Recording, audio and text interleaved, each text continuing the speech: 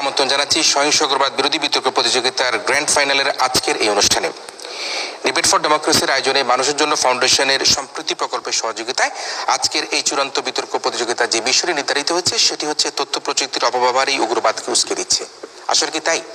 এই বক্তব্যের যুক্তি এবং পাল্টা যুক্তি দেবার জন্য দুটি শিক্ষা প্রতিষ্ঠান এখানে আজকের এই গ্র্যান্ড ফাইনালে অংশগ্রহণ করছে। নানা চড়া উত্তরাই পেরিয়ে তারা আজকে এই প্রতিযোগিতায় অংশগ্রহণ করার সুযোগ পেয়েছে। আমাদের সাথে আজকের এই প্রতিযোগিতায় সরকারি দল হিসেবে যারা অংশগ্রহণ করছে তারা হচ্ছে লালমাটিয়া মহিলা কলেজ এবং বিরোধী দল হিসেবে অংশগ্রহণ করছে তামিরুল মিল্লাত কামিল মাদ্রাসা। তারুণ্য রুখবে সহিংস উগ্রবাদ এই স্লোগানে 16টি শিক্ষা প্রতিষ্ঠানে কলেজ ও মাদ্রাসার অংশগ্রহণে এই প্রতিযোগিতা শুরু হয়েছিল। মাননীয় তথ্যমন্ত্রী হাসান মাহমুদ এই প্রতিযোগিতার উদ্বোধন করেছিলেন। আমরা আজকে এই প্রতিযোগিতার গ্র্যান্ড ফাইনালে সর্বপ্রথমে পরিচিত করিয়ে দিতে চাই আমাদের প্রতিযোগিতার সরকারি ও বিরোধী দলের বক্তাদের সাথে। সরকারি দল লালমাটিয়া মহিলা কলেজ থেকে আগত তাদের দলের যে তিনজন বক্তারা রয়েছেন বক্তব্য প্রদান করবেন তারা হচ্ছেন মাননীয় প্রধানমন্ত্রী ও সংসদ নেতা ইসমত আরা, মাননীয় তথ্য প্রযুক্তি মন্ত্রী নাজিয়া মিম এবং মাননীয় সরকার দলীয় সংসদ সদস্য লতিকা হালদার। অন্যদিকে আজকের এই প্রতিযোগিতার বিরোধী দল তামিরুল মিল্লাত কামিল মাদ্রাসার তিনজন বক্তা হচ্ছে মাননীয় বিরোধী দলীয় নেতা এস এম নোমান, মাননীয় বিরোধী দলীয় উপনেতা জিহাদুল ইসলাম এবং মাননীয় বিরোধী দলীয় সংসদ সদস্য ফয়সাল আহমেদ। আজকের এই গ্র্যান্ড ফাইনাল বিতর্ক প্রতিযোগিতার যে 5 জন বিচার কার্য সম্পাদন করবেন সম্মানিত বিচারকরা হচ্ছেন সাংবাদিক পারভেজ রেজা, বিশেষ প্রতিনিধি 71 টিভি, সাংবাদিক Shamima Sultana, staff reporter channel 24, অধ্যাপক আবু মোহাম্মদ রইস, লেখক ও প্রতিবেদক দৈনিক প্রথম আলো। রয়েছেন আরেকজন অনুসন্ধানী সাংবাদিক Rokon Uddin, senior reporter NTV, এবং আরও রয়েছেন জনাব জাহিদ রহমান, ফ্রিল্যান্স সাংবাদিক ও general secretary debate for democracy.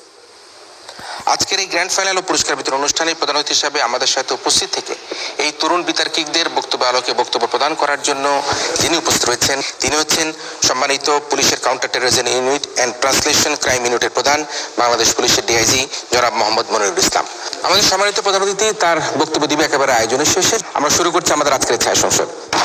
আজকের এই ছায়া সংসদের শুরুতেই আমরা আমাদের এই ছায়া সংসদের মাননীয় প্রধানমন্ত্রী তথা সংসদ নেতা ইসমত আরাকে তার বক্তব্য প্রদান এবং একই সাথে তার যুক্তিতর্ক উপস্থাপনের জন্য অনুরোধ করছে। মাননীয় প্রধানমন্ত্রী তথা সংসদ নেতা ইসমত আরা তার বক্তব্য প্রদান করছেন। ফেসবুক ও টেলিভিশনে ফিলিস্তিনিদের উপর বর্বর নির্যাতন দেখে খেপে যেত নিবরাজ। তখনও বুঝিনি এটা উগ্রবাদে জড়ানোর প্রথম ধাপ। আর বুঝবই বা কিভাবে? যে ছেলে আমার জীবনে কোনোদিন সিগারেটে স্পর্শ করেনি সে ছেলে কিনা ফেসবুকের পাল্লায় পড়ে এমন ঘটনা ঘটাবে, বিশ্বাস করতেও কষ্ট হয়। না মাননীয় স্পিকার, এটি আমার কথা নয়, এটি উগ্রবাদে জড়িয়ে পড়া সেই ছেলে নিবরাসের বাবা নজরুল ইসলামের আর্তনাদ, যার কিছু বুঝে ওঠার আগেই হলি আর্টিজেনে তার ছেলের মতো উগ্রবাদীদের হামলায় স্তব্ধ হয়ে যায় 20টি তাজা প্রাণ। ধন্যবাদ মাননীয় স্পিকার আমাকে ফ্লোর প্রদান করার জন্য। মাননীয় স্পিকার, আজকে 21 শতকের এই ভার্চুয়াল জগতে দাঁড়িয়ে আপনার অনুমতিক্রমে এই সংসদে যে প্রস্তাবটি উত্থাপন করছি তা হলো তথ্য প্রযুক্তির অপব্যবহারই উগ্রবাদকে উস্কে দিচ্ছে। আমি সরাসরি সংজ্ঞায়নে চলে যাচ্ছি। তথ্য প্রযুক্তির অপব্যবহার বলতে বোঝাচ্ছি সব ধরনের সামাজিক যোগাযোগ মাধ্যম, ইন্টারনেট এবং ইলেকট্রনিক ডিভাইসের নেতিবাচক ও অনিয়ন্ত্রিত ব্যবহারকে। উগ্রবাদকে উস্কে দিচ্ছে বলতে বোঝাচ্ছি সাম্প্রতিক সময়ে উগ্রবাদের বিস্তারকে ত্বরান্বিত করছে এবং এই প্রত্যয় দ্বারা বোঝাচ্ছি উগ্রবাদকে উস্কে দেওয়ার ক্ষেত্রে তথ্য প্রযুক্তির অপব্যবহার মুখ্য ভূমিকা পালন করছে। মাননীয় স্পিকার, আমি শুরুতে আসছি। উগ্রবাদ মূলত দুইভাবে প্রতিষ্ঠিত হয়, এক উৎপত্তিগত দিক, দুই বিস্তারগত দিক। এবং আজকে আমাদের আলোচনার বিষয়টি হচ্ছে উগ্রবাদকে উস্কে দেয়া তথা বিস্তারের ক্ষেত্রে কিসের ভূমিকা সব থেকে বেশি গুরুত্বপূর্ণ। মাননীয় স্পিকার, আমরা কেউ ভুলে যাইনি সম্প্রতি ঘটে যাওয়া নিউজিল্যান্ডের ক্রাইস্টচার্চ শহরের সেই হৃদয় বিদারক হামলার ঘটনা, যেখানে হামলাকারী ব্রেন্টন ট্যারন্ট একাই নামাজরত মুসল্লিদের উপর নির্বিচারে গুলিবর্ষণ করে 50 জন নিরীহ মুসলমানকে মাননীয় স্পিকার হত্যা করে। মাননীয় স্পিকার, এই হামলাকারী ব্রেন্টন ট্যারন্টের উগ্রবাদী হওয়া থেকে শুরু করে সারা বিশ্বে উগ্রবাদ ছড়িয়ে দেয়া পুরোটাই কিন্তু তথ্য প্রযুক্তির অপব্যবহার দায়ী ছিল। মাননীয় স্পিকার, কিভাবে? এক, তিনি উগ্রবাদী দীক্ষিত ও অনুপ্রাণিত হয়েছিলেন ইউটিউবে নরওয়ে এবং স্টকহোমের হামলার ভিডিও দেখে। দুই, তিনি হামলার দিন সকালে 87 পেজের একটি ইশতেহার প্রকাশ করেন মাননীয় স্পিকার, সেটিও সোশ্যাল মিডিয়াতে। তিন, তিনি হামলা থাকাকালীন অবস্থায় ফেসবুক লাইভে আসেন এবং ফেসবুক লাইভে থাকাকালীন অবস্থায় তিনি পিউরিপাইক নামক একটি ইউটিউব চ্যানেল সাবস্ক্রাইব করতে বলেন তার অনুসারীদেরকে। মাননীয় স্পিকার, এর দ্বারা কি প্রমাণিত হয় না যে তিনি উস্কানি প্রাপ্ত হয়েছিলেন তথ্য প্রযুক্তির অপব্যবহারের মাধ্যমে? মাননীয় স্পিকার, এখানেই শেষ নয়। এই হামলার পরপরই নিউজিল্যান্ডের প্রধানমন্ত্রী জেসিন্ডা আর্ডান এবং সেই দেশের পুলিশ বাহিনী কর্তৃক সর্বপ্রথম যে উদ্যোগটি নেওয়া হয় মাননীয় স্পিকার, সেটি ছিল সেই হামলার ভিডিওটি অপসারণ করা, ডিলিট করে দেওয়া। কেন মাননীয় স্পিকার? কি দরকার ছিল? দরকার ছিল যাতে সেই ভিডিও থেকে পরবর্তীতে আর কেউ উস্কানি প্রাপ্ত না হয়, আর কেউ উগ্রবাদে জড়িয়ে না পড়ে। মাননীয় স্পিকার, শুধু তাই নয়, 29শে মার্চ প্রথম আলো পত্রিকার নিউজ এসেছে মাননীয় স্পিকার, শ্বেতাঙ্গ জাতীয়তাবাদ নিষিদ্ধ করেছে ফেসবুক। কেন মাননীয় স্পিকার? এর দ্বারা কি এটাই প্রমাণিত হয় না যে তথ্য প্রযুক্তির অপব্যবহারই উগ্রবাদকে উস্কে দিচ্ছে? সালের 13ই মার্চ দৈনিক যুগান্তর পত্রিকার শিরোনাম ছিল এরকম, ফেসবুকে ছড়াচ্ছে জঙ্গিদের বিষ বাষ্প। মানুষ স্পিকার শুধু যুগান্তর নয়, পুলিশের এক সমীক্ষা থেকে দেখা গিয়েছে জঙ্গিদের 82% উদ্বুদ্ধ হয় সোশ্যাল মিডিয়ার মাধ্যমে। মানুষ স্পিকার এরপরও কি আমরা বলতে পারি না যে তথ্য প্রযুক্তির অপব্যবহারই উগ্রবাদকে উস্কে দিচ্ছে? মানুষ স্পিকার আমরা কেউ ভুলে যায়নি 2015 সালের ফ্রান্সের সেই পত্রিকার কথা, যেটা নাম ছিল শার্লি এবদয়, যে পত্রিকা আমাদের সর্বকালের সর্বশ্রেষ্ঠ মানব হযরত মুহাম্মদ সাল্লাল্লাহু আলাইহি সাল্লামকে নিয়ে ব্যঙ্গচিত্র অঙ্কন করেছিল। মানুষ স্পিকার সেই প্রেক্ষাপটে ফ্রান্সকে মুখোমুখি হতে হয়েছিল বেশ কয়েকটি বড়সড় হামলার। মানুষ স্পিকার সেই জঙ্গি হামলার প্রথমটি ঘটে ফ্রান্সের শার্লি এবদয় পত্রিকায়, যেখানে 12 জন সাংবাদিককে নির্মমভাবে হত্যা করা হয়। মানুষ স্পিকার দ্বিতীয়টি ঘটে নিজ শহরে 84 জনকে হত্যার মাধ্যমে। তৃতীয়টি ঘটে স্টেডিয়ামে এবং রেস্তোরাঁ 130 জনকে হত্যার মাধ্যমে। মানুষ স্পিকার কেন এত হত্যাকাণ্ড আমরা দেখেছি? কি কারণ ছিল? মানুষ স্পিকার কারণ ছিল তথ্য প্রযুক্তির অপব্যবহার। মানুষ স্পিকার শার্লি এবদয় পত্রিকা যখন তাদের অনলাইন ভার্সনে নবী করিম সাল্লাল্লাহু আলাইহি ওয়াসাল্লামের ব্যঙ্গচিত্র অঙ্কন করে মানুষ স্পিকার, তখন এর চাইতে বড় অপপ্রচার আর কি হতে পারে? তখন এর চাইতে বড় ধর্মীয় অনুভূতিতে আঘাতহানিকর আর কি হতে পারে? মানুষ স্পিকার যার প্রেক্ষিতে উগ্রবাদী সন্ত্রাসীরা তাদের হামলা চালিয়েছে। মানুষ স্পিকার এজন্যই আমরা আজকে বলছি তথ্য প্রযুক্তির অপব্যবহারই উগ্রবাদকে উস্কে দিচ্ছে। জি, আমরা প্রশ্ন নিচ্ছি। মাননীয় সরকার দুটির নেতা একটু বলে যাবেন, আফ্রিকা মহাদেশে জাতিসংঘের রিপোর্ট অনুযায়ী তারা তথ্য প্রযুক্তি থেকে 20 বছর পিছিয়ে আছে, কিন্তু আমরা দেখি যে পৃথিবীর যত উগ্রবাদ তার সব বেশিরভাগই হয় হচ্ছে আফ্রিকাতে। তাহলে এটার পিছনে কোন তথ্য প্রযুক্তি তাদেরকে উস্কে দিচ্ছে সেটা একটু উত্তর দিন। উদাহরণ দিয়ে মানুষ স্পিকার একটা উদাহরণ দিয়ে তো আপনি বিচার করতে পারবেন না, তাই না? মাননীয় স্পিকার আমরা শুধু বলছেন এই কথা। আপনি চীনের দিকে তাকান, আজকে চীন তাদের যে তথ্য প্রযুক্তি এটাকে মাননীয় স্পিকার এমন ভাবে ফিল্টার করছে যারা সাধারণ মানুষ আছে তারা ব্যবহার করতে পারছে না। তাহলে চীন কেন উইগুর মুসলমানদের উপর এইভাবে হামলা করছে? উত্তর দিয়ে যাবে। মাননীয় স্পিকার চীনের হামলা আর উগ্রবাদী হামলা তো এক নয়। মাননীয় স্পিকার তারা আজকে বিষয়টি বুঝতে পারছে না। আজকে আমরা কথা বলছি উগ্রবাদী হওয়ার পেছনে, উগ্রবাদকে উস্কে দেওয়ার পেছনে তথ্য প্রযুক্তি ভূমিকা উস্কে দিচ্ছে কি না? মাননীয় স্পিকার এই কথা শুধু আমরা বলছি না, বরং নিউ ইয়র্কে জাতিসংঘের সদর দপ্তরে আয়োজিত সাইবার নিরাপত্তা ও আন্তর্জাতিক সহযোগিতা নামক অনুষ্ঠানে মাননীয় প্রধানমন্ত্রী শেখ হাসিনা তিনি নিজে বলেছেন সন্ত্রাসী ও উগ্রবাদীরা তথ্য প্রযুক্তিকে অপব্যবহার করে, আমি আবারও বলছি তথ্য প্রযুক্তিকে অপব্যবহার করে উগ্রবাদকে ছড়িয়ে দিচ্ছে, তাদের বিষাক্ত বক্তব্য প্রচার করছে। কেন মাননীয় স্পিকার? এরপরে কি আমরা বলতে পারি না যে তথ্য প্রযুক্তির অপব্যবহারই উগ্রবাদকে উস্কে দিচ্ছে? মাননীয় স্পিকার আপনি অবগত আছেন 2013 সালে যখন মানবতা বিরোধী অপরাধে দেলোয়ার হোসেন সাঈদীর বিরুদ্ধে কঠোর রায় ঘোষণা করা হয়, তখন মাননীয় স্পিকার সোশ্যাল মিডিয়াতে একটি গুজব ছড়ানো হয় এই বলে যে তাকে নাকি মাননীয় স্পিকার চাঁদে দেখা গিয়েছে, এবং সেই গুজবের উপর ভিত্তি করে মাননীয় স্পিকার সারা দেশে এক নৈরাজ্যকর পরিস্থিতি সৃষ্টি হয়েছিল। মাননীয় স্পিকার ফলস্বরূপ আমরা দেখেছি নন্দীগ্রাম থানা, যেটি কিনা বগুড়াতে অবস্থিত, মাননীয় স্পিকার সেখানে অস্ত্র লুটপাট করা হয়েছে, হামলা চালানো হয়েছে, অগ্নিসংযোগ করা হয়েছে। আমরা আরো দেখেছি সাতক্ষীরা, ফেনী, পাবনা, চট্টগ্রাম সহ সারা দেশে হত্যা করা হয়। মাননীয় স্পিকার 11 জন পুলিশ সহ 67 জন নিরীহ মানুষকে মাননীয় স্পিকার এত রক্তের খেলা কেন দেখতে হয়েছে আমাদেরকে? কেন আজকে এত রক্তের বন্যা? মাননীয় স্পিকার কারণ আর কিচ্ছু না, কারণ তথ্য প্রযুক্তির অপব্যবহার।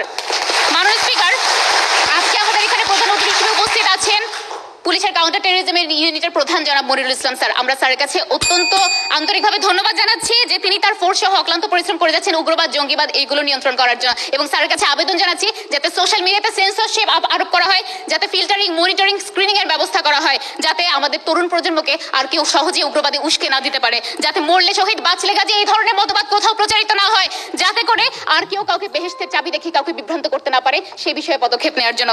মাননীয় স্পিকার দেশটা আমার, আপনার, আমাদের সবারই, তাই আসুন আমরা তথ্য প্রযুক্তির অপব্যবহার রোধ করি, উগ্রবাদ মুক্ত সমাজ করি এবং সকলে সমস্যারে গিয়ে উঠি আমার সোনার বাংলা, আমি তোমায় ভালোবাসি। ধন্যবাদ মাননীয় স্পিকার, ধন্যবাদ সবাইকে। ধন্যবাদ। আজকের এই ছায়া সংসদের সংসদ নেতা, আমাদের মূল যে সংসদ নেতা মাননীয় প্রধানমন্ত্রী শেখ হাসিনার উক্তি দিয়ে বলেছেন, তিনিও কিন্তু একটা আন্তর্জাতিক সম্মেলনে বলেছেন যে তথ্য প্রযুক্তির অপব্যবহার আমাদের এই সহিংস উগ্রবাদকে উস্কে দিচ্ছে। শেষে বললেন মূল্যে শহীদ বাঁচলে গাজী, এই স্লোগান আমরা আর বিশ্বাস করতে চাই না, কারণ এই দেশটা আমার, এই দেশটা আমাদের, এই দেশটা আপনার, এবং সে কারণেই তিনি আজকের প্রধান অতিথির উদ্দেশ্যে আবেদন জানিয়েছেন যাতে এই সহিংস উগ্রবাদ ছড়ানোর ক্ষেত্রে তথ্য প্রযুক্তিকে মনিটরিং করা হয়, ফিল্টারিং করা হয়, নিয়ন্ত্রণ করা হয়, যার কারণের মধ্য দিয়ে আমরা আমাদের এই সহিংস উগ্রবাদকে নিয়ন্ত্রণ করতে পারবো। এই দাবি করে এই প্রস্তাবটি এই সংসদে পাশ হবার জন্য তিনি আজকের এই দাবি উত্থাপনের মধ্যে দিয়ে তার বক্তব্য শেষ করেছেন। ধন্যবাদ জানাচ্ছি সংসদ নেতা ইসমা তারাকে তার বক্তব্যের জন্য। এবার আমরা আসছি আমাদের আজকের এই ছায়া সংসদে মাননীয় বিরোধী নেতা এস.এম. নোমানের কাছে তার বক্তব্য প্রদান করবার জন্য। প্রথমেই শুরু করছি আমাদের প্রধান অতিথি, যিনি কিনা সিডাপ মিলনায়তনে একটা সহিংস উগ্রবাদ সম্মেলনে তিনি বলেছিলেন যে জঙ্গিবাদে জড়ানোর একক কোনো কারণ নেই, কিন্তু সরকার পক্ষে এসে একক কারণ দেখিয়ে গেলেন, তা কিনা আবার তথ্য প্রযুক্তির অপব্যবহারের মাধ্যমে উস্কে দিচ্ছে। আমরা আজকে প্রধান অতিথির কণ্ঠে কণ্ঠ মিলিয়ে বলতে চাই, আসিল মাননীয় সরকারি দল একক কোনো কারণ নেই, অনেকগুলো কারণের সম্মিলিতই উগ্রবাদকে উস্কে দিচ্ছে। আমরা কারণগুলো দেখাবো। সরকারি দল লক্ষ্য করুন, আপনারা আজকে মাননীয় স্পিকার, ধন্যবাদ মাননীয় স্পিকার আজকে সংসদে প্রদান করার জন্য। মাননীয় স্পিকার, আজকে সংসদের উত্থাপিত বিষয়টি হচ্ছে এই সংসদ মনে করে তথ্য প্রযুক্তির অপব্যবহারই উগ্রবাদকে উস্কে দিচ্ছে, পুরোই বিরোধিতা করছে। মাননীয় স্পিকার, একক কারণ কোনোদিনও উগ্রবাদকে উস্কে দিতে পারে না। আমরা বলতে পারি তথ্য প্রযুক্তির অপব্যবহার একটা প্ল্যাটফর্ম, তথ্য প্রযুক্তিকে ব্যবহার করে মানুষ উস্কে দিচ্ছে, কিন্তু মাননীয় স্পিকার তার পেছনে কি কারণ, তার উৎপত্তিটা কোথা থেকে, আমরা সেটা বলবো। আজকে প্রথমেই বলছি মূল্যবোধের অবক্ষয়। আজকে যদি আমরা ব্র্যান্টন ট্যারেন্টের দিকে লক্ষ্য করি, তার মূল্যবোধ ছিল না। আমরা মূল্যবোধ বলতে কি বুঝি মাননীয় স্পিকার? মূল্যবোধ বলতে সামাজিক ন্যায় নীতি সম্পর্কে সচেতন যে ব্যক্তি। আজকে যদি ব্র্যান্টন ট্যারেন্টের মধ্যে যদি মূল্যবোধ থাকতো, তাহলে সেই সহিংস কর্মকাণ্ড চালাতো না মাননীয় স্পিকার। আজকে সেই চালানোর পেছনে কিন্তু উৎপত্তিগত জিনিস ছিল সেই মূল্যবোধের অবক্ষয়। মাননীয় স্পিকার, এরপর লক্ষ্য করুন, তারা বললো গুজবের কথা, সাইদিকে চাঁদে দেখা গিয়েছে, এরপর গুজবের কান দিয়ে তারা কি করলো, সহিংস উগ্রবাদ চালালো। আমার প্রথম কথা হচ্ছে মাননীয় স্পিকার, তাহলে সেই গল্পের মধ্যে চলে যেতে হয়। আমাকে যখন লোকে বললো তোমার কান চিলে নিয়ে গেছে, আমি তখন কি করব? আমি কি আগে কানে হাত দিয়ে দেখবো নাকি চিলের পেছনে দৌড়াবো? মাননীয় স্পিকার, প্রথমে আমার কাজ হচ্ছে কানে হাত দিয়ে দেখা আমার কানটা আসলে আছে কিনা। মাননীয় স্পিকার, আমরা যদি চিলের পেছনে দৌড়াই, আমাকে যখন প্রচার করা হলো, আমি যখন জাস্টিফাই না করে যখন এটার মধ্যে পড়ি, তখনই মাননীয় স্পিকার উগ্রবাদে জড়িয়ে যাচ্ছে। তাহলে এখানে কি কাজ করছে মাননীয় স্পিকার? অবশ্যই মূল্যবোধ কাজ করছে। মাননীয় স্পিকার, এরপরে লক্ষ্য করুন, আমরা বলছি দুর্বল পারিবারিক বন্ধন, এরপর বলছি সুশাসনের অভাব, উগ্র জাতীয়তাবাদ, এরপর বেকারত্ব। মাননীয় স্পিকার, প্রথমে বলছি মূল্যবোধের অবক্ষয়। আজকে যে তারা শাস্তির বিভিন্ন জায়গায় হামলার কথা বললেন, সেই হামলার দিকে যদি লক্ষ্য করি, তাদের মধ্যে ধর্মীয় মূল্যবোধের অভাব ছিল, তাদের মধ্যে ধর্মীয় যে অপব্যাখ্যা করেছিল। আজকে মুফতি হান্নানের মতো ধর্মীয় নেতা হয়েও সে কিন্তু ধর্মীয় মূল্যবোধের অবক্ষয়ের মধ্যে পড়েছিল। আজকে তাদের মধ্যে ধর্মীয় মূল্যবোধ ছিল না মাননীয় স্পিকার, তারা ধর্মের অপব্যাখ্যা করতো, সেখান থেকেই কিন্তু তারা জঙ্গিবাদে জড়িয়ে পড়ে। মাননীয় স্পিকার, আমরা যদি লক্ষ্য করি, সে কিন্তু বাংলাদেশের বড় বড় মাদ্রাসায় পড়েছিল, এরপরে আফগানিস্তান গিয়ে সে কিন্তু জঙ্গি ট্রেনিং দিয়ে আসার পরে সে বলেছিল বাংলা হবে আফগান, আমরা হব তালিবান। এই যে একটা স্লোগান তারা দিয়েছিল, এই যে মূল্যবোধের অবক্ষয় হয়েছিল ধর্মীয় মূল্যবোধের অপব্যাখ্যা করে, মাননীয় স্পিকার সেটা আজকে তারা এড়িয়ে গিয়ে তারা শুধু তথ্য প্রযুক্তি দায়ী করছে। মাননীয় স্পিকার, এরপর বলছি দুর্বল পারিবারিক বন্ধন। আজকে যদি হোলি আর্টিজানের হামলার দিকে লক্ষ্য করি, সেখানে কিন্তু দুর্বল পারিবারিক বন্ধন ছিল মাননীয় স্পিকার। আজকে পরিবারের মধ্যে যে পরিবারকে সে সন্তান তার মনের কথা বলতে পারছে না, বন্ধু বান্ধবের কাছে শেয়ার করছে। মাননীয় স্পিকার, এই যে পারিবারিক বন্ধনটা শিথিল হয়ে যাচ্ছে, সেই পারিবারিক বন্ধন শিথিলতা থেকে মাননীয় স্পিকার উগ্রবাদে জড়িয়ে পড়ছে। মাননীয় স্পিকার, এবার লক্ষ্য করুন যে সুশাসনের অভাব। আপনারা বললেন যে হামলা হয়েছিল, প্রথম কাজ ছিল সরকারের যে রাষ্ট্রীয় হামলা হবে, তার প্রথম কাজ ছিল যে ব্যক্তি উগ্রবাদকে অপপ্রচার চালাচ্ছে তাকে শাস্তির আওতায় আনা। এরপরে কাজ হচ্ছে যে যেখানে হামলা চালানো হলো, কারা হামলা চালে তাদেরকে শাস্তির আওতায় আনা। আমরা দেখেছি মাননীয় স্পিকার, রামুর হামলা হয়েছে, সাতক্ষীরা হামলা হয়েছে, নাসিরনগরে হামলা হয়েছে, কিন্তু বিচার কোথায় দেখিনি মাননীয় স্পিকার। সেই বিচারগুলো আজকে দেখিনি। এই যে বিচার না করার কারণে আজকে মাননীয় স্পিকার একের পর এক উগ্রবাদ উস্কে যাচ্ছে মাননীয় স্পিকার।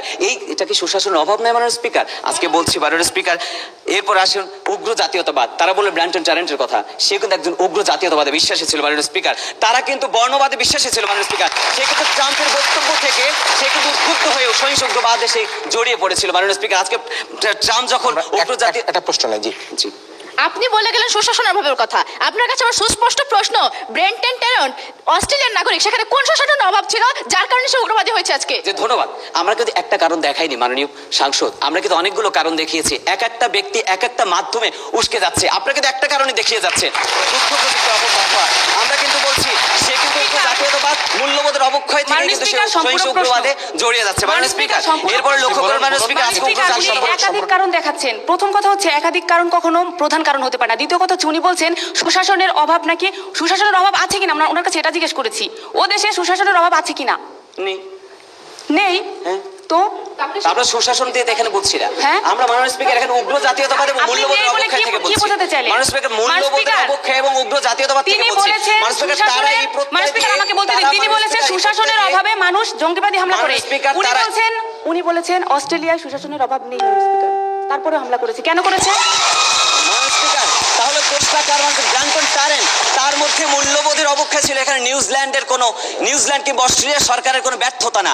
মানুষ আজকে বলবো আজকে মূল্যবোধের তার অবক্ষয় হয়েছিল, আজকে তার মধ্যে পারিবারিক বন্ধনটা শিথিল ছিল, মানুষ তার মধ্যে আজকে উগ্র জাতীয়তাবাদ ছিল। আমরা কিন্তু একক কারণ দেখাচ্ছি না, আমাদের প্রধান অতিথিও কিন্তু বলেছিলেন যে উগ্রবাদে জড়ানো, জঙ্গিবাদে জড়ানো একক কোনো কারণ নেই মাননীয় স্পিকার, কিন্তু তারা বারবার অপব্যবহার দেখিয়ে যাচ্ছেন মাননীয় স্পিকার। সুতরাং একক কারণ দেখালে সম্ভব না মাননীয় স্পিকার। আজকে তারপর বলছি, তারা যে গুজবের কথা বারবার বলছেন যে আমাদের বিশ্বাস, আজকে মাননীয় স্পিকার আমরা যদি লক্ষ্য করি যে হামলা আজকে গুজব, আজকে কেন মানুষ গুজব বিশ্বাস করবে? আজকে লক্ষ্য করে মানুষ হেলমেট বাহিনী যখন পেটাচ্ছে ছাত্রদেরকে, তখন এই হেলমেট বাহিনী সম্পর্কে যখন মানুষ তথ্য দেয়, তখনই কিন্তু বিশ্বাসের জায়গাটা প্রলুব্ধ হয় মাননীয় স্পিকার। আমরা যদি লক্ষ্য করি, এক স্ত্রী যখন নদীতে ডুবে গিয়েছে, স্বামীকে জিজ্ঞেস করা হলো আপনি স্রোতের বিপরীতে গিয়ে কেন লাশ খুঁজছেন? সে বলছেন সারা জীবন যে স্ত্রী আমার বিপক্ষে গিয়েছে, আজ মৃত্যুর পর আমি বিশ্বাস করি স্রোতের পক্ষে যাবে না, সে বিপক্ষে যাবে। এই যে বিশ্বাসের জায়গা থেকে মাননীয় স্পিকার সে কিন্তু বিশ্বাস করেছিল মাননীয় স্পিকার। তা আজকে মাননীয় স্পিকার বলতে চাচ্ছি, আজকে আমরা উগ্রবাদ চাই না, আর চাই না সহিংস উগ্রবাদ জড়িয়ে যাক কোনো সন্তান। আজকে তাই কবির কণ্ঠে কণ্ঠ মিলিয়ে বলছি, উহারা প্রচার করুক হিংসা বিদ্বেষ আর উগ্রবাদ, আমরা বলিব সাম্য শান্তি মূল্যবোধ অটুট থাক। ধন্যবাদ মাননীয় স্পিকার, ধন্যবাদ সবাইকে। সাম্য শান্তি মূল্যবোধ অটুট থাক, সেটিও বিরোধী দলের পক্ষ থেকে আজকে উত্থাপন করলো মাননীয় বিরোধী দল নেতা। এবং তিনি বললেন একটা সময়ে বলা হতো, একজনের উদাহরণ দিয়ে, একজন ধর্মভ্রষ্ট ব্যক্তির উদাহরণ দিয়ে তিনি বললেন যে বাংলা হবে আফগান, আমরা হবে তালেবান। এই স্লোগানে তারা এখন বিশ্বাস করতে চায় না।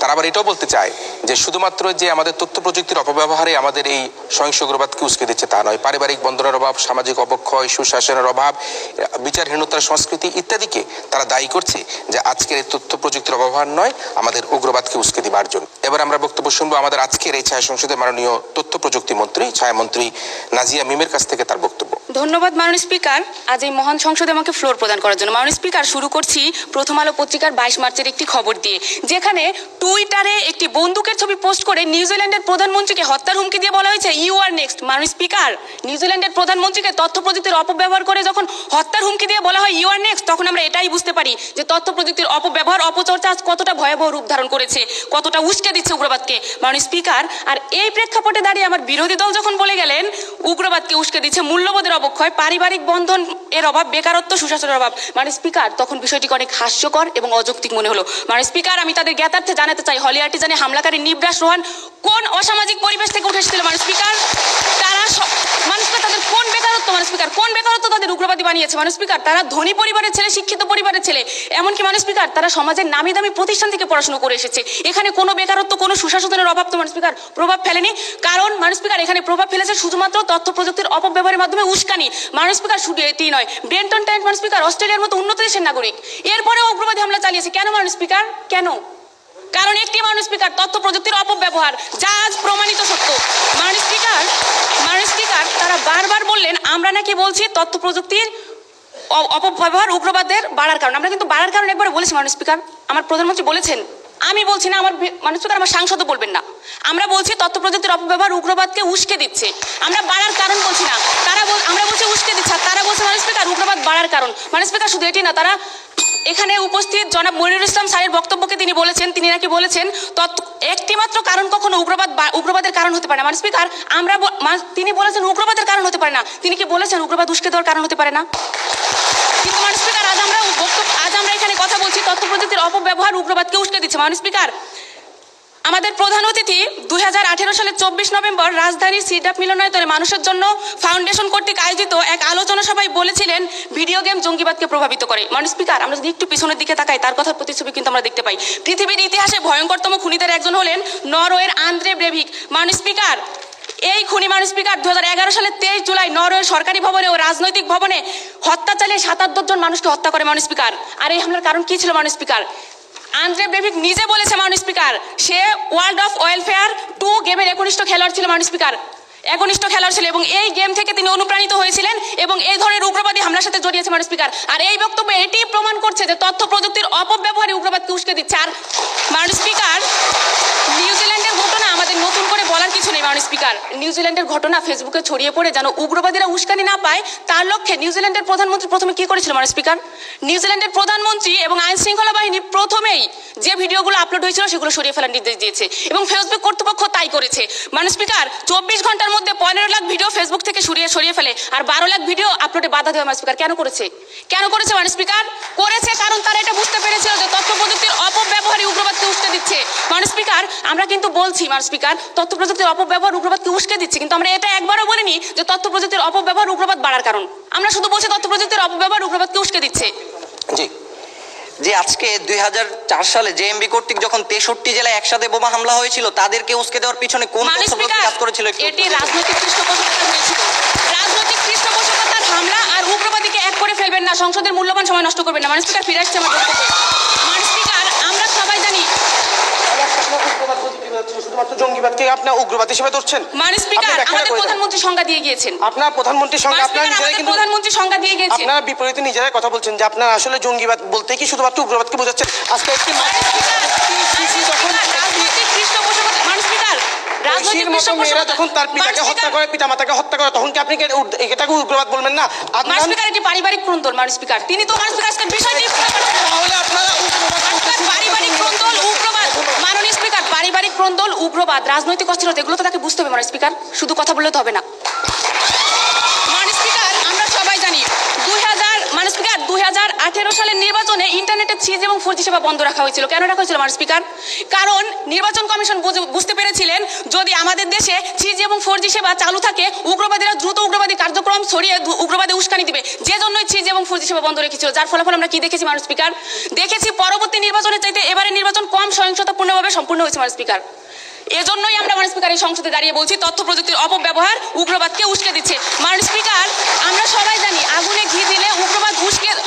ঘি দিলে আগুন বেড়ে যায়, উস্কে দেয়। মাননীয় স্পিকার, তেমনি ভাবে তথ্য প্রযুক্তির অপব্যবহার উগ্রবাদকে বাড়িয়ে দেয়, উস্কে দেয়। তেমনি ভাবে মাননীয় স্পিকার, বাংলাদেশে অর্থাৎ বর্তমান বিশ্ব বাংলাদেশে অন্যতম সমস্যা হলো রোহিঙ্গা সংকট। আর মিয়ানমারের রাখাইনে রোহিঙ্গা জাতির উপর গণহত্যায় প্রাণ হারায় প্রায় 16,000 নিরীহ মানুষ। মাননীয় স্পিকার, 11 লাখ রোহিঙ্গা নিজের দেশ ছেড়ে বাংলাদেশে পালিয়ে আসতে বাধ্য। মাননীয় স্পিকার, এই পালিয়ে আসার কারণ কি ছিল মাননীয় স্পিকার? কেন তারা অত্যাচারিত হয়েছিল? মাননীয় স্পিকার, এর পেছনের কারণ যদি আমরা দেখি, বাংলা ট্রিবিউন এবং প্রথম আলো পত্রিকার দিকে তাকাই, তাহলে দেখতে পাই রোহিঙ্গা নিধনে ফেসবুকের দায় স্বীকার করলেন মার্ক জুকারবার্গ। মাননীয় স্পিকার, মার্ক জুকারবার্গ দায় স্বীকার করেছেন তথ্য প্রযুক্তির মাধ্যমে, সবচেয়ে বড় তথ্য প্রযুক্তির মাধ্যমে। মাননীয় স্পিকার, রোহিঙ্গা গণহত্যায় হাওয়া দিয়েছে ফেসবুক, এটি প্রথম আলো পত্রিকার খবর। মাননীয় স্পিকার, শুধু এটিই নয় মাননীয় স্পিকার, ফেসবুকের সবথেকে বড় গণমাধ্যমের প্রতিষ্ঠাতা মার্ক জুকারবার্গ যখন মার্কিন সংবাদ মাধ্যম ভক্স নিউজকে দেওয়া এক সাক্ষাৎকারে বলেন, খবরের নামে গুজব ছড়ানোর মধ্য দিয়ে মুসলিম রোহিঙ্গা বিদ্বেষী মনোভাবে উস্কানি ও প্রণোদনা যোগানোর কাজ করছে ফেসবুক। মাননীয় স্পিকার, ফেসবুকের মতো সবথেকে বড় তথ্য প্রযুক্তির মাধ্যমের প্রতিষ্ঠাতা যখন এটা স্বীকার করে নিয়েছেন যে তথ্য প্রযুক্তির অপব্যবহারে উগ্রবাদকে উস্কে দিচ্ছেন, তখন তাদের কি এমন সমস্যা মাননীয় স্পিকার? আমাদের এই কথাটি মানতে আমি তা বুঝতে পারি। মাননীয় স্পিকার, বাংলাদেশে বংশোদ্ভূত ব্রিটিশ তরুণী শামীমা, তার কোনো পারিবারিক সমস্যা ছিল না, সামাজিক বৈষম্যের অভাব ছিল না, তারপরে উগ্রবাদী হয়েছে মাননীয় স্পিকার। কেন হয়েছে? সোশ্যাল মিডিয়ার মাধ্যমে উদ্বুদ্ধ হয়ে, যেটা প্রমাণিত মাননীয় স্পিকার। আর এই মাননীয় স্পিকার সোশ্যাল মিডিয়ার মাধ্যমে উদ্বুদ্ধ হয়ে তিনি আইএস যোগ দেয়, আর এই আইএস তার জীবনকে ধ্বংস করে দিয়েছে মাননীয় স্পিকার। এখন সে তার এই বিভীষিকাময় ধ্বংস হওয়া জীবন থেকে ফেরত আসতে চায় মাননীয় স্পিকার। মাননীয় মন্ত্রী সময় শেষ। মাননীয় স্পিকার, 10 সেকেন্ড সময় চেয়েছি। মাননীয় স্পিকার, আমরা চাই না শামীমার মতো আর কারো জীবন এমন বিভীষিকাময় ছন্ন ছাড়া হয়ে যাক সোশ্যাল মিডিয়ার ভয়াল থাবায়। আর তাই আজ আমরা এই সংসদে দাঁড়িয়েছি এই প্রস্তাবটি নিয়ে যে তথ্য প্রযুক্তির অপব্যবহারই উগ্রবাদকে উস্কে দিচ্ছে, আর এই প্রস্তাবটি যেন এই সংসদে গৃহীত হয় তার জোর দাবি জানিয়ে আমি আমার বক্তব্য শেষ করছি। ধন্যবাদ মাননীয় স্পিকার, ধন্যবাদ সকলকে। ধন্যবাদ মাননীয় ছায়ামন্ত্রীকে তার বক্তব্যের জন্য। ঘুরে ফিরে একই মাননীয় সংসদের সাথে সুর মিলিয়ে বললেন যে তথ্য প্রযুক্তির অপব্যবহারে উস্কাবাদকে, জঙ্গিবাদকে, উগ্রবাদকে উস্কে দিচ্ছে। এবং তিনি বলছেন যে আমরা তো প্রধান কারণ বলছেন, আমরা উস্কে দেওয়ার কথা বলছি। এবং বলছেন যে নিউজিল্যান্ডের প্রধানমন্ত্রীকে টার্গেট করে যেটা বলেছে, ইউ আর দ্য নেক্সট, এবং সেটা কিসে বলা হয়েছে? এই তথ্য প্রযুক্তির মাধ্যমে বলা হচ্ছে। অপব্যবহারের কথা তারা বারবার বলছেন। এবং জনাব মনিরুল ইসলাম আজকে প্রধান অতিথি, তার উদাহরণ দিয়ে বললেন, তিনিও বলেছিলেন কোনো এক অনুষ্ঠানের সভায় বা সেমিনারে যে ভিডিও গেমের মাধ্যমে কিন্তু আমাদের এই কিশোররা, তরুণরা নানা রকম সহিংস উগ্রবাদী কর্মকাণ্ডে জড়িয়ে যাচ্ছে। তিনি দাবি করলেন যে আজকের এই প্রস্তাবটি অবশ্যই গ্রহণ করার দাবি রাখে, কারণ এই তথ্য প্রযুক্তি বর্তমানে এই অপব্যবহারের কারণে আমাদের জঙ্গিবাদ, সন্ত্রাসী, উগ্রবাদকে বাড়িয়ে দিচ্ছে, উস্কে দিচ্ছে। ধন্যবাদ।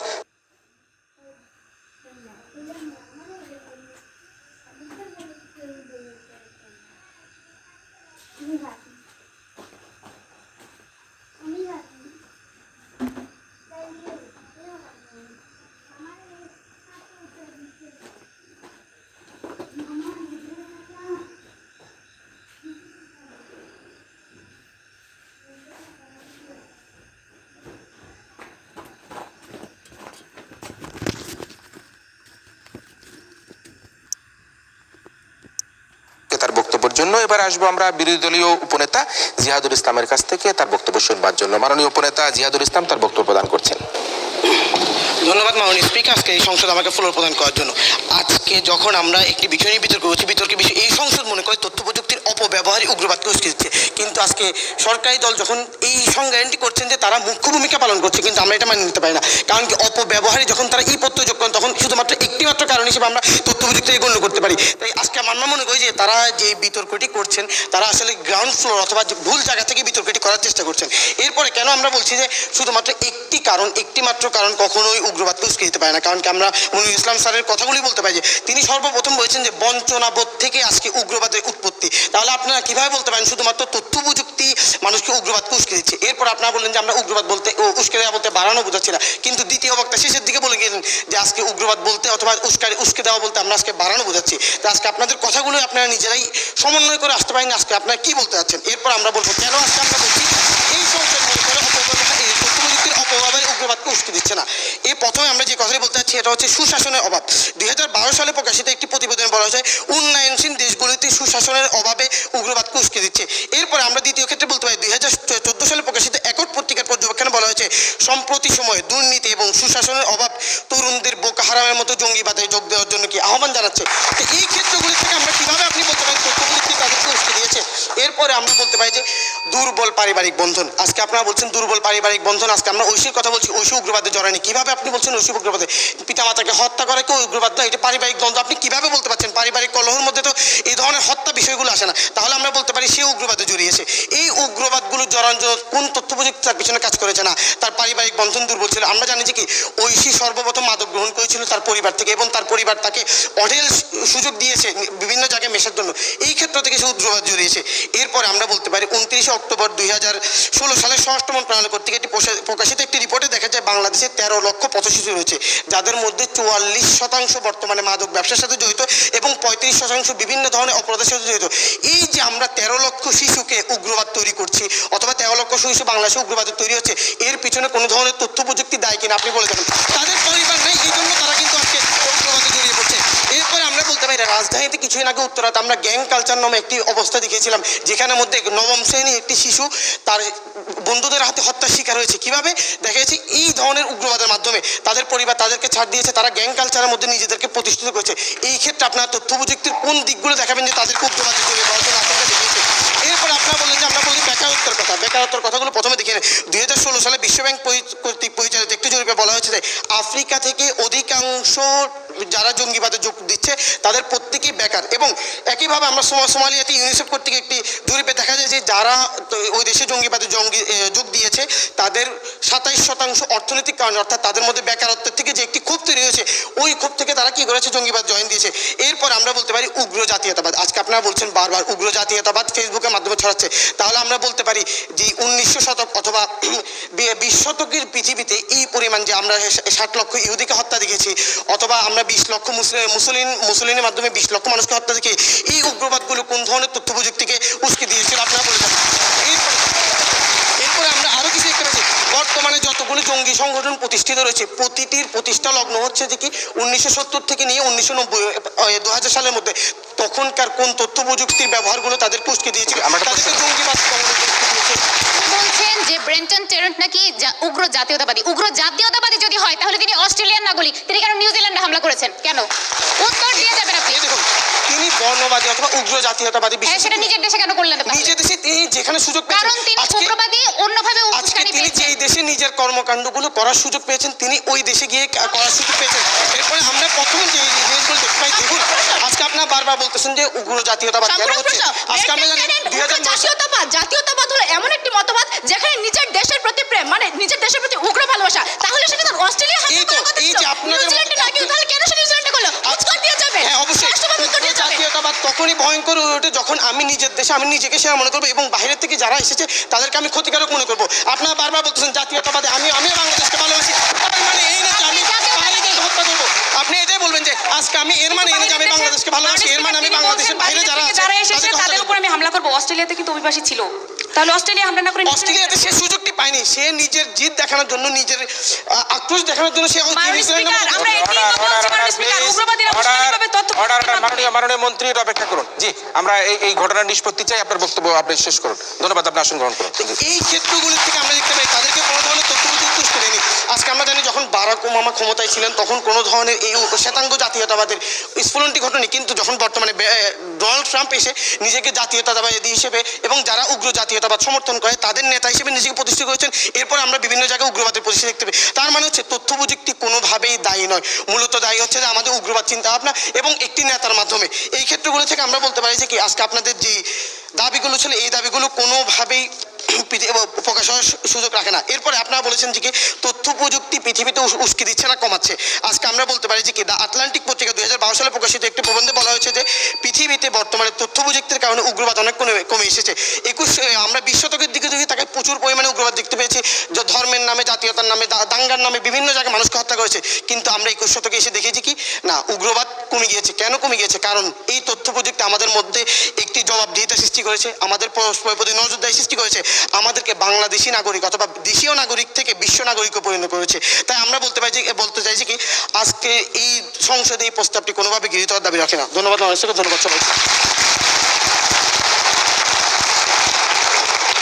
ধন্যবাদ মাননীয় ছায়ামন্ত্রীকে, জিয়াদুল ইসলামকে তার বক্তব্যের জন্য। তিনিও এসে একই কথা বললেন যে বেকারত্ব, হতাশা, আজকের অর্থনৈতিক বৈষম্য, এই সকল কারণগুলোই কিন্তু দায়ী, উগ্র জাতীয়তাবাদকেও দায়ী করেছেন এবং সে কারণের জন্যই আজকে যে নিউজিল্যান্ডে হামলা হয়েছে সে শ্বেতাঙ্গ কর্তৃক সে হামলাকে তিনি উগ্র জাতীয়বাদের সাথে উল্লেখ করে বলেছেন যে কোনো কারণেই তথ্য প্রযুক্তির অপব্যবহার উগ্রবাদকে উস্কে দেওয়ার প্রধান কোনো কারণ নয়। তিনিও এই প্রস্তাবের বিরোধিতা করে এই প্রস্তাবটি যাতে এই সংসদে পাশ না হয় তার দাবি রাখলেন। আমরা শুনবো আমাদের আজকের এই ছায়া সংসদে মাননীয় সদস্য সরকারি দলের লতিকা হালদারের কাছ থেকে এই পর্যায়ে তার বক্তব্য। মাননীয় স্পিকার, আমি এতক্ষণ বসে বসে বিরোধী দলের প্রত্যেকটি বক্তার বক্তব্য শুনছিলাম আর ভাবছিলাম তারা কিভাবে আজকে নিজেদের এতটাই অন্ধকারাচ্ছন্ন করে গেলেন। তারা বলে গেলেন 20 শতকের দাঙ্গা হাঙ্গামার কথা, অথচ তারা কি দেখতে পাচ্ছেন না বর্তমান সময়ে ঘটে যাওয়া নাসিরনগরের ঘটনা? দেখতে পাচ্ছেন না রামুর ঘটনা? দেখতে পাচ্ছেন নাকি হলিয়াটিজনের ঘটনা? তাহলে তো আমাদের ফিরে যাওয়া উচিত সেই 20 শতকে। তাহলে আমরা চলুন 20 শতকের সংসদে গিয়ে দাঁড়িয়ে এই আলোচনাই করি যে 20 শতকে কি হয়েছে। আপনারা কি সাম্প্রতিক সময়ের ঘটনাগুলো দেখতে পাচ্ছেন না? হলিয়াটিজনে কিভাবে হামলা হয়েছে, নাসিরনগরে কিভাবে হামলা হয়েছে, নাসিরনগরে কাবা ঘরের ছবিকে বিকৃত করে সোশ্যাল মিডিয়ায় পোস্ট দেওয়ার পরে কিন্তু নাসিরনগরে সেই ভয়াবহ হামলা ঘটে। এটিকে আপনারা কিভাবে দেখছেন আজকে বলে যাবেন। মাননীয় স্পিকার, আমরা দেখেছি রামুর ঘটনা। রামুতে কি হয়েছিল মাননীয় স্পিকার? উত্তম বড়ুয়া নামে একজন কোরআনকে অবমাননা করে কোথায় পোস্ট দিয়েছিল? সোশ্যাল মিডিয়াতেই। কিন্তু কারো কানে কানে গিয়ে বলে যায় নাই এই কোরআন খারাপ, বলেছে কিন্তু সোশ্যাল মিডিয়াতে, যার মাধ্যমে আজকে এত মানুষ জানতে পেরেছে এবং তার কারণে আজকে রামুতে হামলা হয়েছে এবং মুহূর্তের মধ্যে নিশ্চিহ্ন হয়ে গেছে রামু সেই ঐতিহ্যবাহী বৌদ্ধ মন্দির। মাননীয় স্পিকার, আমরা কেউ ভুলে যাইনি এখানে পাবনার সাথিয়ার, রংপুরের গঙ্গাচড়া সেই সাম্প্রদায়িক হামলার ক্ষত। মাননীয় স্পিকার, আমাদের হৃদয়ের কারো হৃদয় থেকে সেটি মুছে নেই, কিন্তু তাদের পাশের হৃদয় থেকে মুছে গেছে। মাননীয় স্পিকার, তারা ভুলে গেছে সেই ঘটনা যেখানে তথ্য প্রযুক্তির অপচর্চা আর অপব্যবহার করে আজকে এই হামলা করা হয়েছিল। মাননীয় স্পিকার, আমি বলতে চাই তাদের বিরোধী দলীয় নেতার প্রথম বক্তার কাছে তিনি বলে গেলেন আমরা নাকি তারা আজকে দেখে গেছেন উৎপত্তির কারণ মূল্যবোধের অবক্ষয়, পারিবারিক ভাঙন, সুশাসনের অভাব, উগ্র জাতীয়তাবাদ। মাননীয় স্পিকার, একটা কথা বলতে চাই এখানে, আমরা কিন্তু আজকে বলিনি একক কারণ, আমরা বলছি প্রধান কারণ। মাননীয় স্পিকার, তাদের দ্বিতীয় বক্তা বলে গেলেন ই প্রত্যয়ের কথা। মাননীয় স্পিকার, তাদের দ্বিতীয় বক্তা ই প্রত্যয় সম্পর্কে ভালো কোনো ধারণাই নেই তার। তিনি আজকে বলে গেলেন ই প্রত্যয় দ্বারা নাকি একটি কারণ বোঝায়। মাননীয় স্পিকার, ই প্রত্যয় দ্বারা বোঝায় মুখ্য কারণ। এটি ছাড়া অন্য কারণ থাকতে পারে, তবে আজকে মুখ্য কারণটি হচ্ছে ই প্রত্যয় দ্বারা আমাদের তথ্য প্রযুক্তির অপব্যবহারের মাধ্যমে কিভাবে উগ্রবাদকে উস্কে দেওয়া হয়েছে। তারা আজকে বিতর্কে মূলটি বুঝতে পারেনি। মাননীয় স্পিকার, আজকে তাদের বিসমিল্লাতে গলদ রয়ে গেছে। মাননীয় স্পিকার, আমি বলতে চাই তারা বলেন উগ্র জাতীয়তাবাদের কথা। মাননীয় স্পিকার, উগ্র জাতীয়তাবাদ আর উগ্রবাদ কি এক জিনিস? বলে যান উগ্র জাতীয়তাবাদ উগ্রবাদ কি এক জিনিস? আজকে আমি যদি আমার দেশপ্রেমে অন্ধ হয়ে আমি যদি অন্য দেশের উপর হামলা করি সেটি হবে উগ্র জাতীয়তাবাদ। আর কেউ যদি উগ্রবাদী চিন্তা চেতনা থেকে অন্যের ক্ষতির উদ্দেশ্যে বা বিশেষ কোনো গোষ্ঠীর ক্ষতির উদ্দেশ্যে হামলা করে সেটি হবে উগ্রবাদ। আপনারা আজকে উগ্র জাতীয়তাবাদ আর উগ্রবাদের মধ্যে পার্থক্য বুঝতে পারেননি। মাননীয় স্পিকার, জি, প্রশ্নটা নেই। তাহলে আপনি এইটা ব্যাখ্যা করে যাবেন যে জাতিগতভাবে মানে আমরা 10 জন লোক মিলে আরেক 10 জন লোকের উপর যদি হামলা করি তাহলে সেটাকে উগ্রবাদ ধরা হবে না, উগ্র জাতীয়তাবাদ ধরা হবে। আপনার কথা হচ্ছে দলগতভাবে হামলাগুলো উগ্রবাদের আপনি সংজ্ঞায়ন করে না। পরিষ্কার করে বলুন, আমাকে বোঝাতে সক্ষম হন, আমি উত্তরটি দিয়ে যাব। মাননীয় স্পিকার, দেখুন, আপনি বারবার বলছেন যে আমরা যদি সবাই মিলে একটি দেশের লোক মিলে আরেকটি দেশের উপর হামলা করে তাহলে সেটা উগ্রবাদের সংজ্ঞাটা পড়ে না। দেশপ্রেম থাকে তাহলে সেটি হবে উগ্র জাতীয়তাবাদ। আমার প্রশ্নের উত্তরটি কি বুঝতে পেরেছেন? আপনি তাহলে উগ্র জাতীয়তাবাদ আর উগ্রবাদকে একত্রে মেনে নিচ্ছেন না? আপনি মেনে নিচ্ছেন? অবশ্যই মেনে নিচ্ছি। কিভাবে মেনে নিচ্ছেন বলুন? অবশ্যই, কারণ কি যখন উগ্রবাদ হয় কখন উগ্র জাতীয়তাবাদে আমি নিজেকে মোটিভেটেড করে যখন আরেকজনের উপর হামলা করি তখনই সেটাকে উগ্রবাদ বলা হয়। যখন আমি নিজেকে বলছি আজকে আমি যখন বলছি আমি বাঙালি আমি শ্রেষ্ঠ, আজকে পাহাড়িরা বাংলাদেশের অধিকারীরা তাদের উপর হামলা করবো তখন এটা উগ্র জাতীয়তাবাদ হবে। যতক্ষণ পর্যন্ত আমি এটাকে প্রকাশ করবো না, আমি নিজের মধ্যে দমিয়ে রাখবো, তখন উগ্র জাতীয়তাবাদ। সময় নষ্ট করে সংসদকে বিভ্রান্ত করবেন না। মাননীয় স্পিকার, আমি আমার বক্তব্যে ফিরে আসছি। যখন সঠিক কথা বলার সময় আসে তখন অর্ডার জি এক কথায় উত্তর দিতে পারেন। মাননীয় স্পিকার, প্রথম আলো 27শে মার্চের শিরোনাম বলছে ফেসবুক ও ইউটিউবের বিরুদ্ধে মামলা করেছে ফ্রান্সের একটি মুসলিম সংগঠন। মাননীয় স্পিকার, ফ্রান্সের এই মুসলিম সংগঠনটি কেন আজকে যেসব দেশে সুশাসন নেই তাদের বিরুদ্ধে কোনো মামলা করলো না? কেন মামলা করলো না? কেন আজকে ইউটিউব এবং ফেসবুকের বিরুদ্ধে মামলা করতে হলো? কারণ এগুলোর মাধ্যমে আজকে তথ্য প্রযুক্তির এই মাধ্যমগুলোকে ব্যবহার করে আজকে উগ্রবাদকে উস্কে দেওয়া হচ্ছে। মাননীয় স্পিকার, যা সুস্পষ্ট প্রমাণ আমরা এখানে দেখতে পাচ্ছি। মাননীয় স্পিকার, অস্ট্রেলিয়ায় জেল হতে পারে সোশ্যাল মিডিয়া প্রধানদের। কেন আজকে অস্ট্রেলিয়ায় সোশ্যাল মিডিয়া প্রধানদের জেল হতে পারে? কেন যেসব দেশে সুশাসনের অভাব রয়েছে সেসব দেশে কর্তা ব্যক্তিদের কেন জেল হতে পারে না? কেন যেসব পরিবারে ভাঙন রয়েছে কেন সেই বাবা মা আজকে জেল হতে পারে না? কেন হতে পারে না? কেন আজকে সোশ্যাল মিডিয়া প্রধানদের জেল হতে হচ্ছে? মাননীয় স্পিকার, আমরা দেখেছি মাননীয় স্পিকার, আমরা দেখেছি যুক্তরাষ্ট্রের ক্যালিফোর্নিয়া আগুন লাগতে কিভাবে আগুন লেগেছে। ক্যালিফোর্নিয়া মসজিদে কিভাবে আগুন লেগেছে অবগত আছেন কি? অবগত হয়নি যদি না থাকেন। ক্যালিফোর্নিয়া আগুন লেগেছে, নিউজিল্যান্ডের মসজিদে আগুন লাগা সেই ভিডিও দেখে উস্কানি প্রাপ্ত হয়ে। তাহলে এখানে দেখুন, এখানে উস্কানিটা কি দিয়েছে? আপনার পারিবারিক ভাঙন নাকি সুশাসনের অভাব না মূল্যবোধের অবক্ষয়? কোনটি দিয়েছে? কোনটি দিয়েছে? আজকে দিয়েছে তথ্য প্রযুক্তির অপব্যবহার। মাননীয় স্পিকার, নিরাপদ সড়ক আন্দোলনের সময় যেই সড়ক আন্দোলনের নামই ছিল নিরাপদ সড়ক চাই আন্দোলন, সেই আন্দোলনটি কিভাবে অনিরাপদ হয়ে গিয়েছিল? কিভাবে সহিংসতার রূপ নিয়েছিল? সেটি সহিংসতার রূপ নিয়েছিল কেবলমাত্র একটি গুজবের মাধ্যমে। নওশাবা সোশ্যাল মিডিয়া অর্থাৎ ফেসবুকে এসে গুজব ছড়ায়, সেই গুজব থেকে সেই নিরাপদ আন্দোলনটি আজকে আমরা অনিরাপদ হতে দেখেছি। কিভাবে হয়েছে? লক্ষণীয় বিষয়, এখানে সোশ্যাল মিডিয়াকে ব্যবহার করা হয়েছে। অর্থাৎ এর জন্য আজকে আমরা বলছি তথ্য প্রযুক্তির অপব্যবহারই উগ্রবাদকে উস্কে দিচ্ছে। মাননীয় স্পিকার, আমরা দেখেছি 2018 সালের 8ই এপ্রিল আবু বকর নামে এক শিক্ষার্থী মারা গেছে। এই গুজব শুনে মধ্যরাতে আমাদের ঢাকা বিশ্ববিদ্যালয়ের মাননীয় উপাচার্য স্যারের বাসায় হামলা চালানো হয়, ভাঙচুর করা হয়, তার বাড়ি ঘর সব কিছু। মাননীয় স্পিকার, কেন হয়েছিল সেটি একটি গুজবের কারণ হয়েছে। গুজব কোথায় ছড়িয়েছে? কানে কানে বলে গেছে? সেটা তো বলছে সোশ্যাল মিডিয়াতে, নাকি আপনার পারিবারিক কারণে হয়েছে? মাননীয় স্পিকার, 2014 সালে কৃষ্ণাঙ্গ তরুণকে হত্যা করেছে পুলিশ। এই খবরটি প্রকাশিত হয়েছিল সোশ্যাল মিডিয়ায়। এই খবরটি প্রকাশিত হওয়ার পর একজন পুলিশ সহ আহত হয় প্রায় শতাধিক। এতগুলো মানুষ কেন আহত হয়েছে? একজন পুলিশ কেন নিহত হয়েছে? সোশ্যাল মিডিয়ায় খবর প্রকাশ হয়েছে বলেই তো হয়েছে। কেন এই উগ্রবাদী হামলাটি হয়েছিল? পারিবারিক ভাঙন ছিল সেখানে কোনো, নাকি সুশাসনের অভাব ছিল? যুক্তরাষ্ট্র আপনি বলছেন সুশাসনের অভাব রয়েছে, বলে যান। মাননীয় স্পিকার, আমাদের এখানে উপস্থিত আমাদের প্রধান অতিথি জনাব মনিরুল ইসলাম স্যার, যিনি কাউন্টার টেররিজম ইউনিটের প্রধান, তিনি বলে গেছেন যে অনলাইন হচ্ছে জঙ্গিবাদের একটি বড় প্ল্যাটফর্ম যার মধ্যে দেশকে জঙ্গিবাদ ছড়াচ্ছে। কিছুদিন আগে কাউন্টার টেররিজম ইউনিট যখন নরসিংদীতে একটি অভিযান চালায় এবং খাদিজা ও মৌ নামে দুইজন নারী শিক্ষার্থীকে যখন গ্রেপ্তার করে, তখন তাদের জিজ্ঞাসাবাদের মাধ্যমে তাদের স্বীকারোক্তি থেকে জানা যায় তারা উদ্বুদ্ধ হয়েছিল অনলাইনের মাধ্যমে, তাদের দাওয়াতি কার্যক্রম তারা অনলাইনের মাধ্যমে বিস্তার করছিল। মাননীয় স্পিকার, খাদিজা যে অনলাইন আইডি থেকে উদ্বুদ্ধ হয়েছিল, সে আইডির নাম ছিল আল্লাহ সৈনিক। এখানে আপনারা কি বলবেন? এখানে তারা সরাসরি অনলাইন থেকে উদ্বুদ্ধ হয়েছে। এখানে তথ্য প্রযুক্তির অপব্যবহারই মুখ্য ভূমিকা পালন করেছে উগ্রবাদ কুস্তিতে। মাননীয় স্পিকার, শেষ করতে হবে, আপনাকে শেষ করতে হবে। মাননীয় স্পিকার, 10 সেকেন্ড চেয়েছি। মাননীয় speaker, youth and violent extremism on social media, যেটা সম্পর্কে আমার বিরোধী দলের নেতারা অবগত আছেন, এটি হচ্ছে ইউনেস্কো কর্তৃক একটি গবেষণাপত্র, যেখানে ইউনেস্কো বলেছে তথ্য প্রযুক্তির অপব্যবহারই উগ্রবাদকে আজকে উস্কে দিচ্ছে। যেখানে ইউনেস্কোর মতো একটি সংস্থা আজকে গবেষণা করে বলছে যে তথ্য প্রযুক্তির অপব্যবহার করে উগ্রবাদকে উস্কে দেওয়া হচ্ছে, সেখানে তারা আজকে তাদের সেই খোরা আর বিভ্রান্তকর যুক্তি নিয়ে পড়ে রয়েছে। তারা শুধুমাত্র আজকে সংসদকে অন্ধকারাচ্ছন্ন করে যাচ্ছে। মাননীয় স্পিকার, শেষ করছি। মাননীয় স্পিকার, আমরা আর চাই না আমাদের এই বাংলাদেশে কোনো উগ্রবাদী দেখতে। আমরা চাই একটি উগ্রবাদ মুক্ত সমাজ। আমরা চাই আমাদের এই দেশের জন্য আমরা সবাই নিরাপদে থাকি। দিন শেষে সবাই যেন ফিরে যেতে পারি আমাদের আপন নিরে, আমাদের প্রিয়জনদের কাছে। মাননীয় স্পিকার, সেই প্রত্যাশা রেখে আপনার কাছে জোর দাবি জানাচ্ছি এই মহান সংসদের জন্য এই প্রস্তাবটি সর্বসম্মতিক্রমে গৃহীত হয়। ধন্যবাদ মাননীয় স্পিকার, ধন্যবাদ সবাইকে। ধন্যবাদ। আজকে সরকারি দলের পক্ষ থেকে মাননীয় সংসদ নেতা লতিকা হালদার, নারী সংসদ নেতা, তিনি আজকে বিরোধী দলের সদস্যদেরকে পাষাণ হৃদয় বলে উল্লেখ করেছেন। আমরা সেই পাষাণ হৃদয়ে যারা রয়েছেন তারা হচ্ছেন তামিলুল মিল্লাত কামিল মাদ্রাসার শিক্ষার্থীরা। এবং আমরা একটা বিষয়তে নিশ্চিত হচ্ছি, সেটি হচ্ছে যে দুই পক্ষই কিন্তু এক জায়গায় কিন্তু একস্রোতে রয়েছে। সবাই কিন্তু আজকে বিচারকদেরকে আমাদেরকে কনফিউজ করতেছে যে জনাব মনিরুল ইসলাম সাহেব ওরা বলে ওদের কথা বলেছে, এরা বলে ওদের কথা বলেছে। এখন আমি জানি না সবশেষে এসে আমাদের প্রধান অতিথি কি বলবেন। তিনি যদি বলে থাকেন এদের পক্ষে তাহলে তিনি কি বলবেন, যদি বলে থাকেন ওদের পক্ষে তাহলে কি বলবেন, সেটা আমরা শুনতে পারবো। তবে আমি এবার অনুরোধ করছি আজকে বিরোধী দল যাদেরকে পাষাণ হৃদয়ের অধিকারী বলে বলা হয়েছে সেই দলের মাননীয় সদস্য আমাদের ফয়সাল আহমেদকে এই পর্যায়ে তার বক্তব্য প্রদান করবার জন্য। ধন্যবাদ মাননীয় স্পিকার সুযোগ দেওয়ার জন্য। আজকে প্রধানমন্ত্রী কর্তৃক উত্থাপিত যে বিষয়টি ছিল সেটি হচ্ছে এই সংসদ মনে করে তথ্য প্রযুক্তির অপব্যবহারই উগ্রবাদকে উস্কে দিচ্ছে।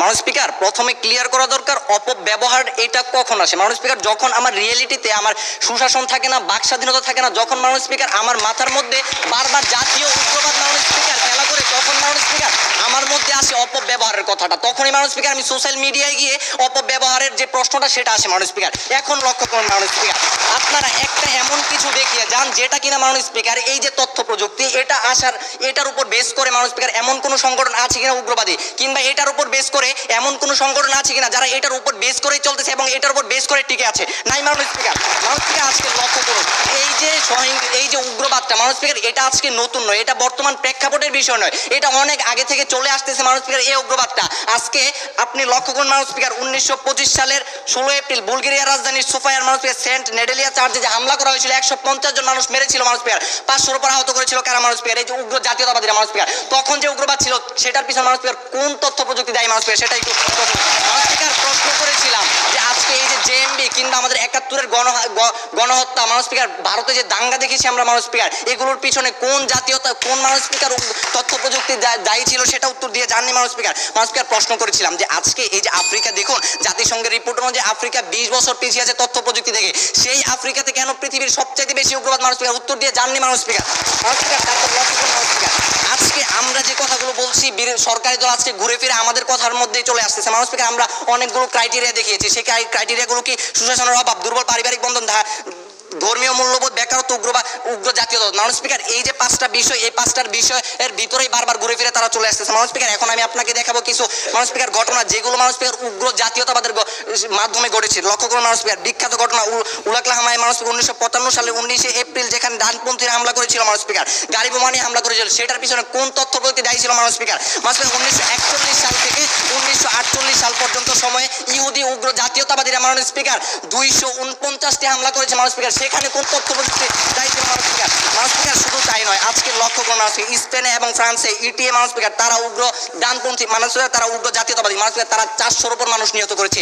এগুলোর পিছনে কোন তথ্য প্রযুক্তি দায়ী ছিল মাননীয় স্পিকার?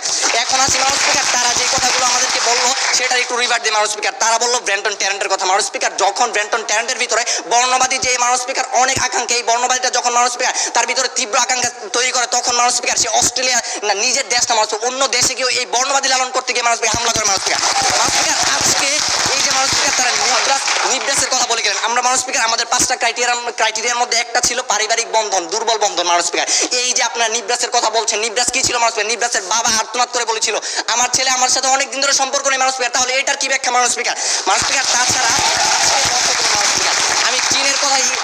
আমি চীনের কথা বলেছিলাম, চীন যেখানে চীন সরকার তাদের যে তথ্য প্রযুক্তি এটাকে শিথিল করে রেখেছে, কিন্তু মাননীয় স্পিকার চীন সরকার কর্তৃক উইগুর মুসলমানদের উপর যে হামলাটা হচ্ছে সেটার পিছনে কোন তথ্য প্রযুক্তি চীন সরকারকে উস্কে দিচ্ছে মাননীয় স্পিকার? যেখানে নিব্রাসের বাবা নিজে বলেছে যে আমার ছেলে ফেসবুক এবং টেলিভিশন থেকে উদ্বুদ্ধ হয়েছে, সেখানে আপনি কিভাবে বলছেন যে আমার ছেলে কিভাবে বলছেন আপনারা? এটা দেখতে হবে যে এই যে উগ্রবাদটা এটার উৎপত্তি কোথায় মাননীয় স্পিকার? আমরা কি উৎপত্তি নিয়ে কথা বলছি? আমরা বিস্তার নিয়ে কথা বলছি। আমি শুনতে বলে গেছি উৎপত্তিটা দেখবেন তখন আপনারা এই প্রশ্ন পেয়ে যাবেন। শুনুন আজকে আমরা আজকে উৎপত্তি বাবা বিস্তারের কথা বলছি। আমাদের উৎপত্তি নিয়ে শুনতে হবে আপনাকে কথা বলছি না, আপনাকে শুনতে হবে। উৎপত্তি কেন বলছেন? নিব্রাসের বাবা যখন বলে আমার পরিবার থেকে অনেক দিন ধরে বিচ্ছিন্ন, অনেক দিন ধরে কোনো যোগাযোগ নাই, তখন যখন মাননীয় স্পিকার সে জঙ্গিবাদের সাথে জড়িয়ে যায়, এটাকে মাননীয় স্পিকার আমরা তথ্য প্রযুক্তি বাবা উস্কে দেয়, পরিবার উস্কে দেয়, নিব্রাস কি উস্কে দিয়েছে? আজকে মাননীয় স্পিকার তাদের যে কথাগুলো ছিল ঘুরে ফিরে একই কথা ছিল। তারা মাননীয় স্পিকার নিব্রাসের কথা যে বারবার বলছেন আর মনির স্যারকে নিয়ে স্যার তারা যে বিভ্রান্তকর তথ্য দিচ্ছেন মাননীয় স্পিকার, এই যে প্রমাণ দেখুন 19 নভেম্বর তিনি বলেছেন যে বেকারত্ব, বৈষম্য, পারিবারিক বন্ধনহীনতার কারণে মাননীয় স্পিকার এগুলো হচ্ছে, তথ্য প্রযুক্তির কোনো হাত নেই মাননীয় স্পিকার। আমরা কি কথাগুলো বলছি মাননীয় স্পিকার? তারা গুজবের কথা বলছে। এই যে মাননীয় স্পিকার দেখুন আজকে হেলমেট বাহিনী কিংবা মাননীয় স্পিকার রামদা নিয়ে যে করছে এগুলোর কারণে হচ্ছে মাননীয় স্পিকার, এটা ফেসবুকের মাধ্যমে হচ্ছে না মাননীয় স্পিকার। আজকে যখন মানুষ স্পিকার কোটা আন্দোলন কিংবা ছাত্র আন্দোলন এগুলো দেখানো হয়েছিল, কখন দেখানো হয়েছিল মানুষ স্পিকার?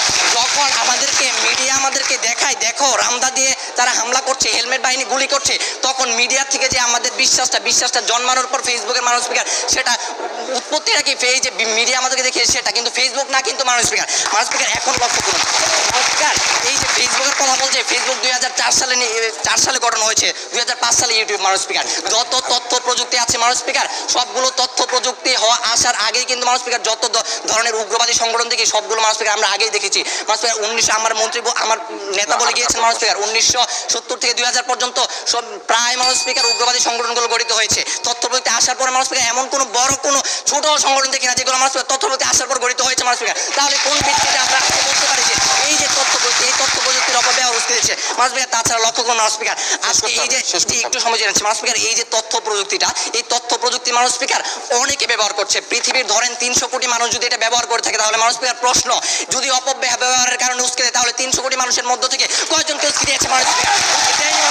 সুতরাং আজকের এই সংসদে মানুষ স্পিকার আমাদেরকে অনেকগুলো কথা বলে গেলেন সরকারি দল, কিন্তু মানুষ স্পিকার আমরা প্রকৃত এটাই বুঝতে পারতেছি না সরকারি দল কোন এজেন্ডা বাস্তবায়ন করার জন্য আজকে মানুষ স্পিকার শুধুমাত্র তথ্য প্রযুক্তির দোষ দিয়ে যে প্রকৃত কারণগুলো সেগুলো বলছে না মানুষ স্পিকার, সেটা আমাদের এখনো বুঝে আসছে মানুষ স্পিকার। তাই বলতে চাই মানুষ স্পিকার, আজকে সরকারি দল যে এজেন্ডা বাস্তবায়ন করতে এসেছে মানুষ স্পিকার সেটা আমরা মানছি না। আমরা প্রকৃত পক্ষে চাই মানুষ স্পিকার, আমরা সরকারের বিরোধিতা করতে আসিনি, আমরা প্রকৃত পক্ষে চাই মানুষ স্পিকার যে আমাদের যে উগ্রবাদ সমস্যা এটা পৃথিবীব্যাপী এবং বাংলাদেশ ব্যাপী এটা সমাধান হোক মানুষ স্পিকার। সেই সমাধানের লক্ষ্যে আছি মানুষ স্পিকার। আমরা যে মূল বিষয়গুলো সেই মূল বিষয়গুলো আলোচনার মাধ্যমে অ্যানালাইসিস করে দেখিয়ে গিয়েছি যে আজকের এই সংসদে এই বিষয়টি অবশ্যই উত্থাপনের দাবি রাখে না। ধন্যবাদ মানুষ স্পিকার, ধন্যবাদ। ধন্যবাদ এই ছায়া সংসদের মাননীয় সদস্য বিরোধী দলের ফয়সাল আহমেদকে, খুবই উত্তেজনাকর বক্তব্য দিয়ে গেল, তাকে ধন্যবাদ জানাই। এবং দুপক্ষে কিন্তু একটা কথা বলছে, জনগণ আমাদের সাথে আছে। আজকে সরকারি দলও বলছে মনিরুল ইসলাম স্যার আমাদের সাথে আছে, বিরোধী দলও বলছে আজকে যে মনিরুল ইসলাম স্যার আমাদের সাথে আছে। অর্থাৎ আমাদের রাজনৈতিক দলগুলি বলে না জনগণ আমাদের সাথে আছে, কিন্তু আসলে জনগণ কার সাথে আছে সেটা কিন্তু আমরা বুঝতে পারছি না। সেটা বুঝবো সম্মানিত বিচারকরা যখন তাদের রায় দিবে, তখন আমরা বুঝবো আসলে জনাব মনিরুল ইসলাম স্যার কাদের সাথে আছেন, কার সাথে আছেন। আমরা দুপক্ষের বক্তব্যের মধ্যে একটা বিষয়ে আমরা নিশ্চিত করতে পারছি, সেটি হচ্ছে আমাদের এই তরুণ প্রজন্মের শিক্ষার্থীরা যারা আজকে এই প্রতিযোগিতায় অংশগ্রহণ করছে, সারা দেশে যে তরুণরা আজকে বিভিন্ন জায়গার মধ্যে স্কুল কলেজ বিশ্ববিদ্যালয়ে পড়াশোনা করছে, তারা কিন্তু উগ্রবাদিতা সহিংসতাকে পরিহার করতে চায়। কিন্তু তাদের যে দাবিটি সেটি হচ্ছে, এক পক্ষ বলছে যে আমরা তথ্য প্রযুক্তির অপব্যবহারকে বন্ধ করলে উস্কে দেওয়া বন্ধ করতে পারবো, অন্য পক্ষ বলছে না, পারিবারিক বন্ধন, সামাজিক অস্থিতিশীলতা, রাজনৈতিক অস্থিতিশীলতা, সুশাসনের অভাব, আমাদের বিচারহীনতার সংস্কৃতি, এসব কারণের জন্য কিন্তু আমাদের এই যে সহিংস উগ্রবাদটা সেটাকে উস্কে দিচ্ছে।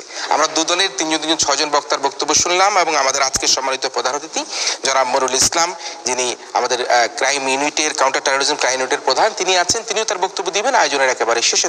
তবে তার আগে আমরা একটু যুক্তি খণ্ডন পর্বে আবারও একটু বক্তব্য শুনে নিই এবং সে কারণেই সর্বপ্রথম আহ্বান করছি আজকের এই ছায়া সংসদের মাননীয় বিরোধী দল নেতা এস.এ. নোমানকে পুনরায় 2 মিনিট তার বক্তব্য উপস্থাপন করবার জন্য। মাননীয় স্পিকার, আপনাকে ধন্যবাদ আমাকে আরেকবার সুযোগ প্রদান করার জন্য। মাননীয় স্পিকার, আমাদেরকে বলা হলো যে আমরা নাকি পাষাণ হৃদয়। মাননীয় স্পিকার, প্রথমেই সেটা ভেঙে দিচ্ছি। মাননীয় স্পিকার, জঙ্গি আস্তায় যখন অভিযান চালানো হয়, পুলিশ প্রধান বসে আছেন, তখন নরম হৃদয় দিয়ে কিন্তু সেই অভিযান চালানো সম্ভব নয়। মাননীয় স্পিকার, আজকে যদি নরম হৃদয় নিয়ে তারা জঙ্গি হামলা আস্তানা যদি সেই অভিযান চালাতো তাহলে পারতো না, আপনাদের দ্বারাই তাহলে সেখানে পাঠানো হতো। মাননীয় স্পিকার, মাঝে মধ্যে মাননীয় স্পিকার পাষাণ হৃদয় হতে হয়। মাননীয় স্পিকার, আজকে আমরা উগ্রবাদ প্রতিরোধের কথা বলছি, আজকে সহিংস উগ্রবাদের প্রতিরোধের কথা বলছি। নরম হৃদয় দিয়ে আসলে সবসময় প্রতিরোধ করা সম্ভব নয়। মাঝে মধ্যে পাষাণ হতে হলে পাষাণই হতে হয়, নরম হতে হলে নরমই হতে হয়। মাননীয় স্পিকার, তার বারবার বিভিন্ন কিছু ঘুরিয়ে ফিরে এক জিনিসে চলে আসছেন। তার সংজ্ঞায়ন নিয়ে অনেক কথা বললেন। মাননীয় স্পিকার, এদিকে না গিয়ে আমরা বলছি আজকে গুজবের কথা বললেন, আজকে ধর্ম বিষয়ে অপপ্রচারের কথা বললেন, ধর্ম অপব্যাখ্যার কথা বললেন। আমি প্রথমেই যাচ্ছি মাননীয় স্পিকার, সেই ধর্মের অপব্যাখ্যা কে করে? মাননীয় স্পিকার, যার মধ্যে ধর্মীয় মূল্যবোধ নেই মাননীয় স্পিকার, সেই কিন্তু ধর্ম অপব্যাখ্যা করে। মাননীয় স্পিকার, এরপরে যখন সে ধর্মের অপব্যাখ্যা যখন সে প্রচার করে, প্রথম সরকারের দায়িত্ব হচ্ছে সেই অপব্যাখ্যা যখন প্রচার হলো তাকে বিচারের কাষ্ঠে দাঁড় করানো। যখন মাননীয় স্পিকার এই ধর্মের অপব্যাখ্যা যখন ফেসবুকে যখন প্রচার করা হয়, যখন আবার মানুষগুলো যখন হামলা চালায়, তখন দ্বিতীয় দায়িত্ব হচ্ছে সেই হামলা চালানো ব্যক্তিদেরকে বিচারের কাঠগড়ায় দাঁড় করানো। মাননীয় স্পিকার, আমরা কিন্তু দেখেছি সে রামুর বৌদ্ধ মন্দিরে হামলার পর কোনো বিচার হয়নি, সেই বিচার হয়নি বিধায় সরকার সেই সুশাসনের অভাবের কারণে পরবর্তীতে নাসিরনগর, সাতক্ষীরা, নোয়াখালীর মতো পাবনায় বিভিন্ন জায়গায় কিন্তু হামলা আবার পুনরায় হয়েছিল। মাননীয় স্পিকার, এখানে কি সরকারি দল দ্বিমত পোষণ করবে? তাদের সুশাসনের অভাব ছিল মাননীয় স্পিকার, অবশ্যই করতে পারবেন না মাননীয় স্পিকার। তারপর তারা বললেন কারেন্টের কথা বিভিন্ন উগ্র জাতীয়তাবাদ। মাননীয় স্পিকার, আমার মনে হচ্ছে তারা উগ্রবাদ সম্পর্কে ভালোভাবে পড়ে আসেনি। মাননীয় স্পিকার, যদি তারা উগ্রবাদ সম্পর্কে ভালোভাবে পড়ে আসতো তাহলে এই কথা বলতে পারতো না। উগ্র জাতীয়তাবাদ বিভিন্ন, আজকে আমরা মাননীয় স্পিকার উগ্রবাদ সম্পর্কে মানুষ ভালোভাবে পড়ে এসে বলবেন যে আসলে উগ্রবাদ জিনিসটা কি, আজকে সেই উগ্রবাদ সম্পর্কে তাদের জ্ঞানের কমতি দেখা যাচ্ছে। মাননীয় স্পিকার, এরপর মাননীয় স্পিকার তারা বলছেন আমরা, তারা নিব্রাসের কথা বললেন, তারপর ব্র্যান্টন টান, দুইটা ব্যক্তির উদাহরণ দিলেন। মাননীয় স্পিকার, আমাদের বিরোধী দলীয় সাংসদ এবং উপনেতা এসে বিভিন্ন কিছু উদাহরণ দিয়ে গেলেন যে বিভিন্ন জায়গায় হামলার কথা আপনাকে অস্বীকার করতে পারবেন, সেখানে তথ্য প্রযুক্তির কি অপব্যবহার ছিল। আমরা কিন্তু বলেছি বিংশ শতাব্দীতে যত জঙ্গি সংগঠন কিন্তু উত্থান হয়েছিল, কোনো জঙ্গি সংগঠন উত্থানের পেছনে কি কারণ থাকে, সেই কারণগুলো যদি আমরা লক্ষ্য করি তাহলে সেখানে মূল্যবোধের অবক্ষয় দেখি, সুশাসনের অভাব দেখি, বেকারত্ব দেখি। মাননীয় স্পিকার, কিন্তু আজকে একবিংশ শতাব্দীতে এসে যখন তথ্য প্রযুক্তির সয়লাভ চলছে তখন কিন্তু সেই উগ্র একটা সংগঠন দেখিয়ে যাবেন যেটা তথ্য প্রযুক্তির অপব্যবহারকে ভিত্তি করে গঠিত হয়েছে, এখন চলছে আজকে। সুতরাং আজকে তাদের এই বক্তব্য কোনো ক্রমে এই সংসদে গৃহীত হওয়ার কোনোভাবেই দাবি রাখে না। ধন্যবাদ মাননীয় স্পিকার, ধন্যবাদ সবাইকে।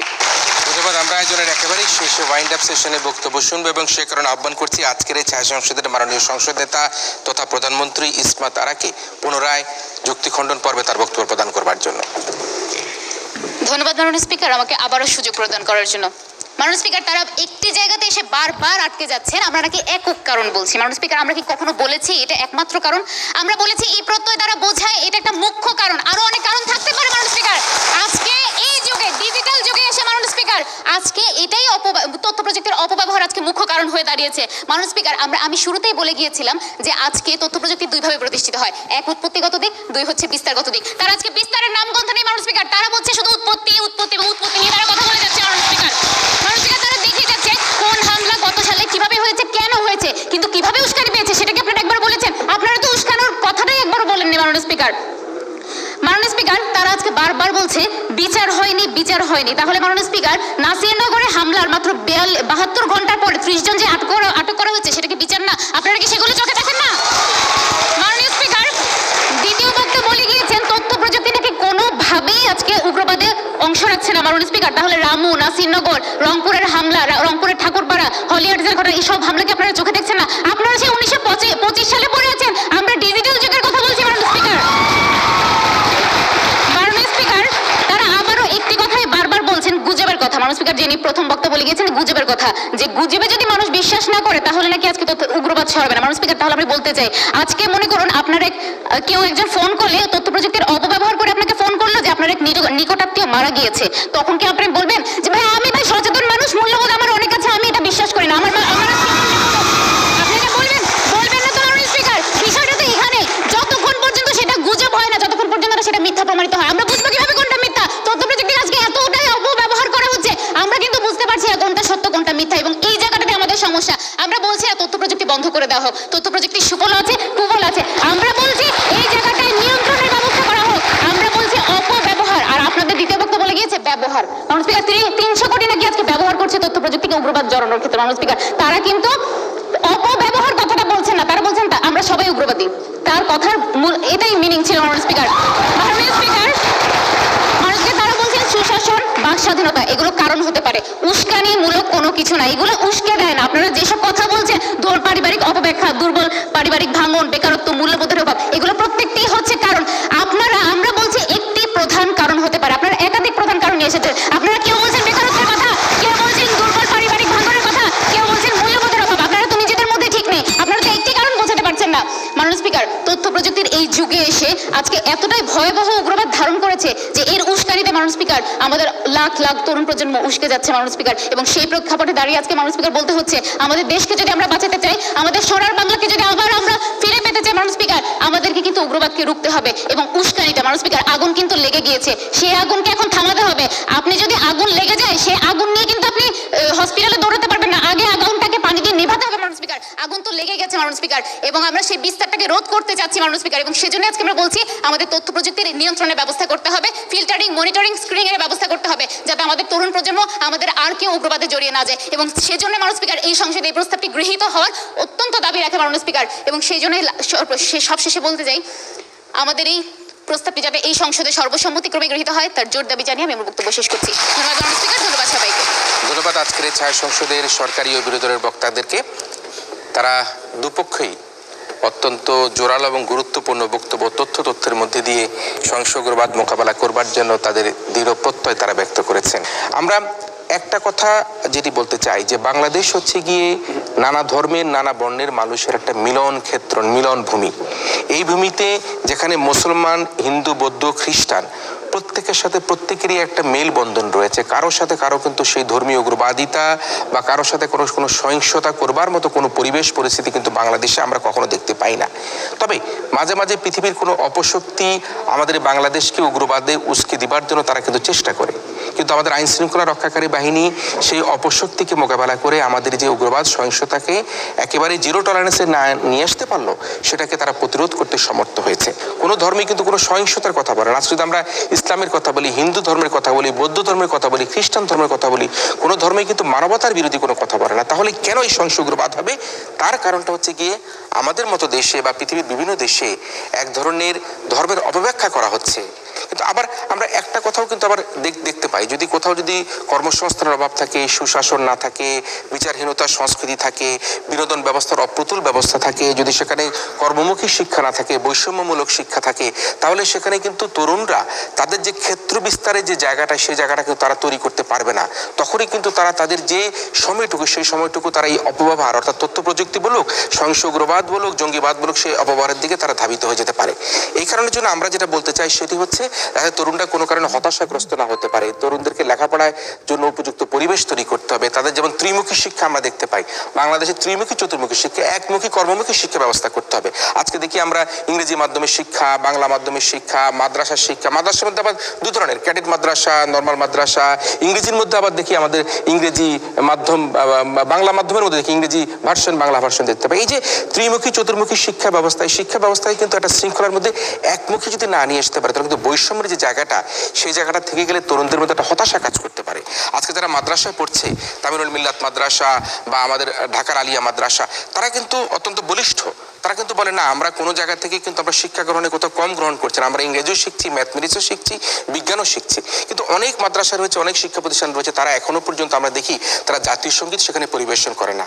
কিসের জন্য তারা জাতীয় সঙ্গীত পরিবেশন করতে চান? ইনফ্রাস্ট্রাকচারের অসুবিধা, না তাদের নৈতিকতার কোনো অসুবিধা রয়েছে? এই জায়গাগুলো কিন্তু আমাদেরকে বেশি করে ভালো করে আমাদেরকে দেখতে হবে। আমরা মনে করি যে সমস্ত শিক্ষা প্রতিষ্ঠান, সমস্ত হাসপাতাল, সমস্ত পাবলিক প্লেসগুলো সকল ধর্মের মানুষের জন্য। এই কারণে যারা আমাদের এই ধর্মের অপব্যাখ্যা দিচ্ছে, তাদেরকে আমাদেরকে চিহ্নিত করতে হবে। আমাদের তরুণদেরকে নিয়ে আন্তঃধর্মীয় ডায়ালগ, সকল ধর্মের সাথে সকল ধর্মের যে ডায়ালগ, সেই ডায়ালগগুলি বেশি করে আমাদেরকে করতে হবে। সে কারণে আমরা বলতে চাই, আজকে যারা রাজনীতিবিদ রয়েছেন, আজকে যারা সমাজনেতা রয়েছেন, আজকে যারা সংসদে রয়েছেন, তরুণদের এগিয়ে নেবার জন্য আপনারা কোথাও কোনো ভুল করবেন না। তাদেরকে কোনো সহিংস পথে তাদেরকে বাতলে দিবেন না। রাজনৈতিক উদ্দেশ্যে তরুণদেরকে ব্যবহার করবেন না।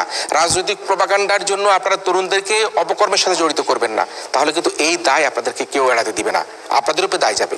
আজকে সরকারি দল, বিরোধী দল বলেন, রাজপথের দল বলেন, যদি তরুণরা ব্যর্থ হয়, তরুণরা বিফলে যায়, তাহলে কিন্তু রাষ্ট্র ব্যর্থ হবে। সুতরাং আজকে সকল রাজনৈতিক নেতা, ধর্মীয় নেতা, সমাজপতি, স্কুল কলেজ বিশ্ববিদ্যালয়, শিক্ষক শিক্ষিকা, সকলে মিলে কিন্তু একসাথে আমাদের তরুণদেরকে এগিয়ে নিয়ে যেতে হবে। এবং এই এগিয়ে নিয়ে যাবার কাজ করবার জন্য, যদিও আইন শৃঙ্খলা রক্ষাকারী বাহিনীতে কাজ করছেন, দায়িত্ব পালন করছেন, তারপরেও তিনি সমাজের নানা শ্রেণী পেশার মানুষের সাথে কাজ করেন। আমরা এবার অনুরোধ করব আমাদের সম্মানিত প্রধান অতিথি, কাউন্টার টেররিজম ইউনিটের সম্মানিত প্রধান, ঢাকা মেট্রোপলিটন পুলিশের এবং একই সাথে বাংলাদেশ পুলিশের সম্মানিত ডিআইজি জনাব মনিরুল ইসলামকে এই পর্যায়ে তরুণ বিতার্কিকদের বক্তব্যের আলোকে সহিংস উগ্রবাদ বিরোধী বিতর্ক প্রতিযোগিতার গ্র্যান্ড ফাইনাল অনুষ্ঠানের আজকের এই প্রতিযোগিতায় বিতার্কিকদের বক্তব্য আলোকে তার বক্তব্য প্রদান করার জন্য জনাব মনিরুল ইসলাম। আমি প্রথমেই দুই দলকেই, আসলে দুই পক্ষকেই অভিনন্দন জানাচ্ছি, কারণ তারা গ্র্যান্ড ফিনাল পর্যন্ত এসছেন। তো এই যে উগ্রবাদ বা এক্সট্রিমিজম কিংবা রেডিকালাইজেশন, এক্সট্রিমিজম এবং রেডিকালাইজেশন কিন্তু খুব কাছাকাছি।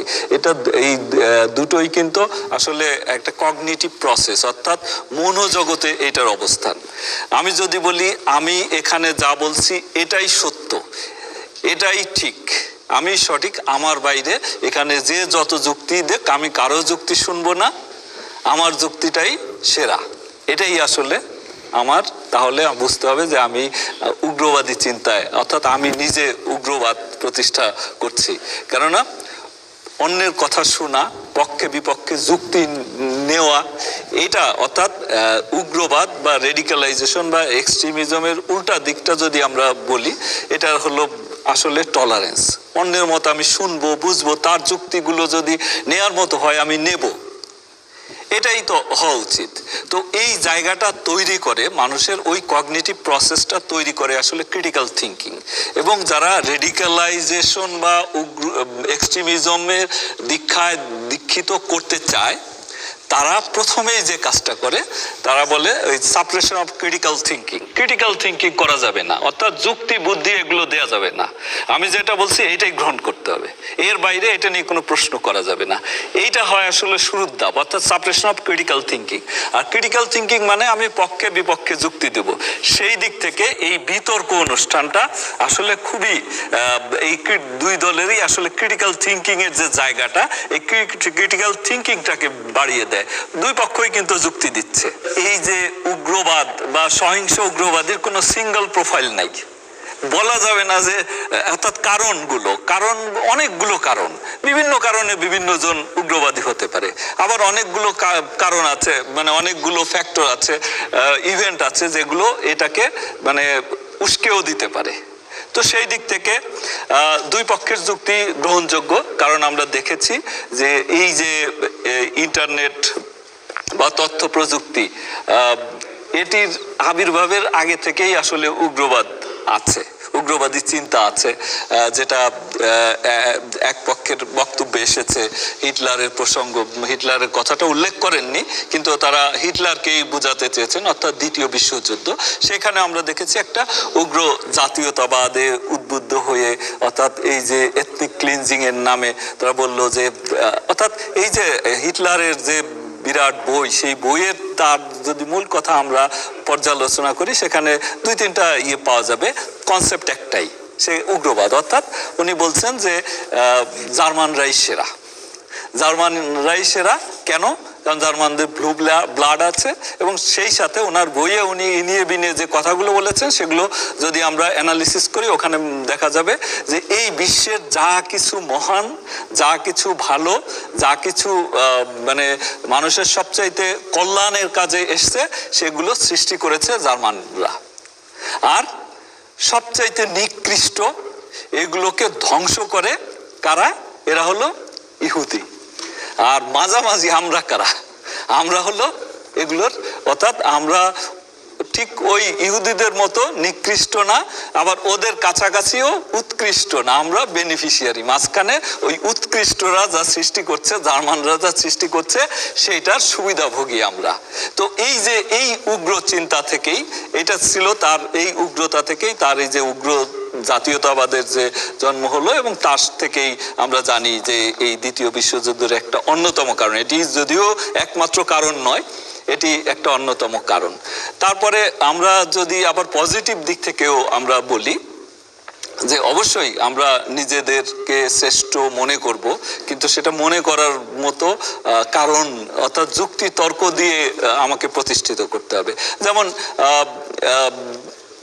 ইউরোপে যখন শিল্প বিপ্লব হয়, তখন তাদের ভিতরে একটা মানে অন্যতম তাদের যে মডার্নিজম, ইউরোপিয়ান মডার্নিজমের কিন্তু একটা অন্যতম ছিল, কম্পোনেন্ট ছিল, তারা মনে করতো সিঙ্গুলারিটি, অর্থাৎ আমরাই সেরা, আমাদের বাইরে কিছু নাই। তো এইটাও আসলে এক অর্থে বলতে গেলে এক ধরনের উগ্রবাদ। কিংবা যখন মানে গ্লোবাল ওয়ার অন টেরোরিজম যখন ঘোষিত হয় 2001-এ টুইন টাওয়ার হামলার পরে, তখন কিন্তু বলা হলো যে কি, either you are with us or you are our enemy. তো এইটা তো আসলে এইটাও এক ধরনের কিন্তু উগ্রবাদ। যে উগ্রবাদকে আসলে আবার নরওয়েতে যে ঘটনা, আন্দ্রে ব্রেভিক, এবং সাম্প্রতিককালে নিউজিল্যান্ডের ঘটনা, এবং পাশাপাশি আমাদের ইরাক সিরিয়াতে যে ঘটনাগুলো ঘটছে, আফগানিস্তানে ঘটছে, বাংলাদেশেও কয়েকটি ঘটনা ঘটেছে। তো অর্থাৎ এইগুলো যদি আমরা পর্যালোচনা করি, তাহলে দেখব যে উগ্রবাদের আসলে উগ্রবাদকে কোনো নির্দিষ্ট ধর্ম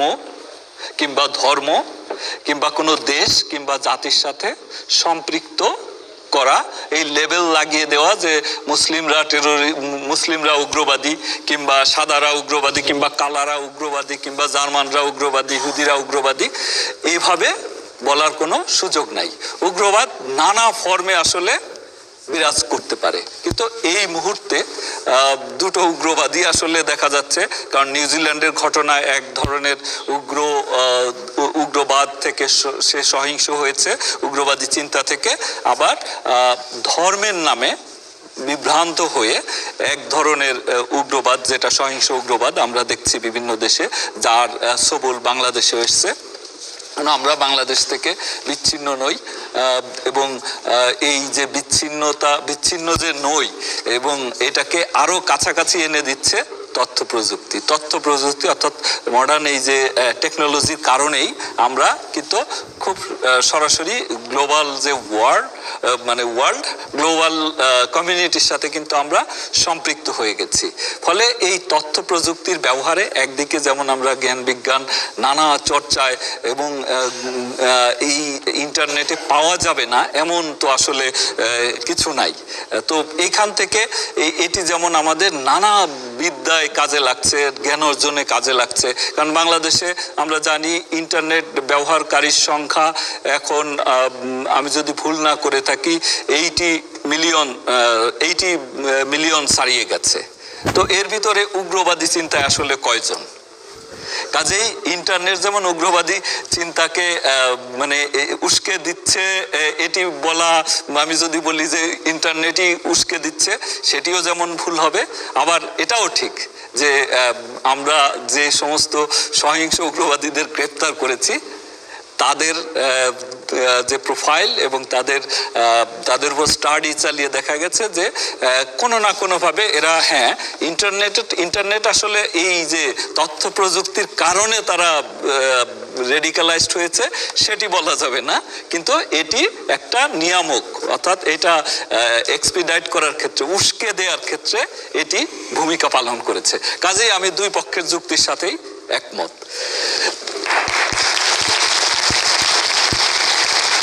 তো আসলে এই যে সহিংস উগ্রবাদে জড়ানোর আগে কতগুলো পর্যায় থাকে, যে পর্যায়গুলো শুরু হয় এই যে চিন্তা থেকে, অর্থাৎ কগনিটিভ প্রসেস, সাইকোলজিক্যাল প্রসেস, যে নিজের ভিতর এই এক ধরনের যে আমার এইটাই সত্যি, এর বাইরে। যেমন আমরা ধর্মের ক্ষেত্রে যদি আমরা বলি, আমরা খারিজিদের কথা জানি।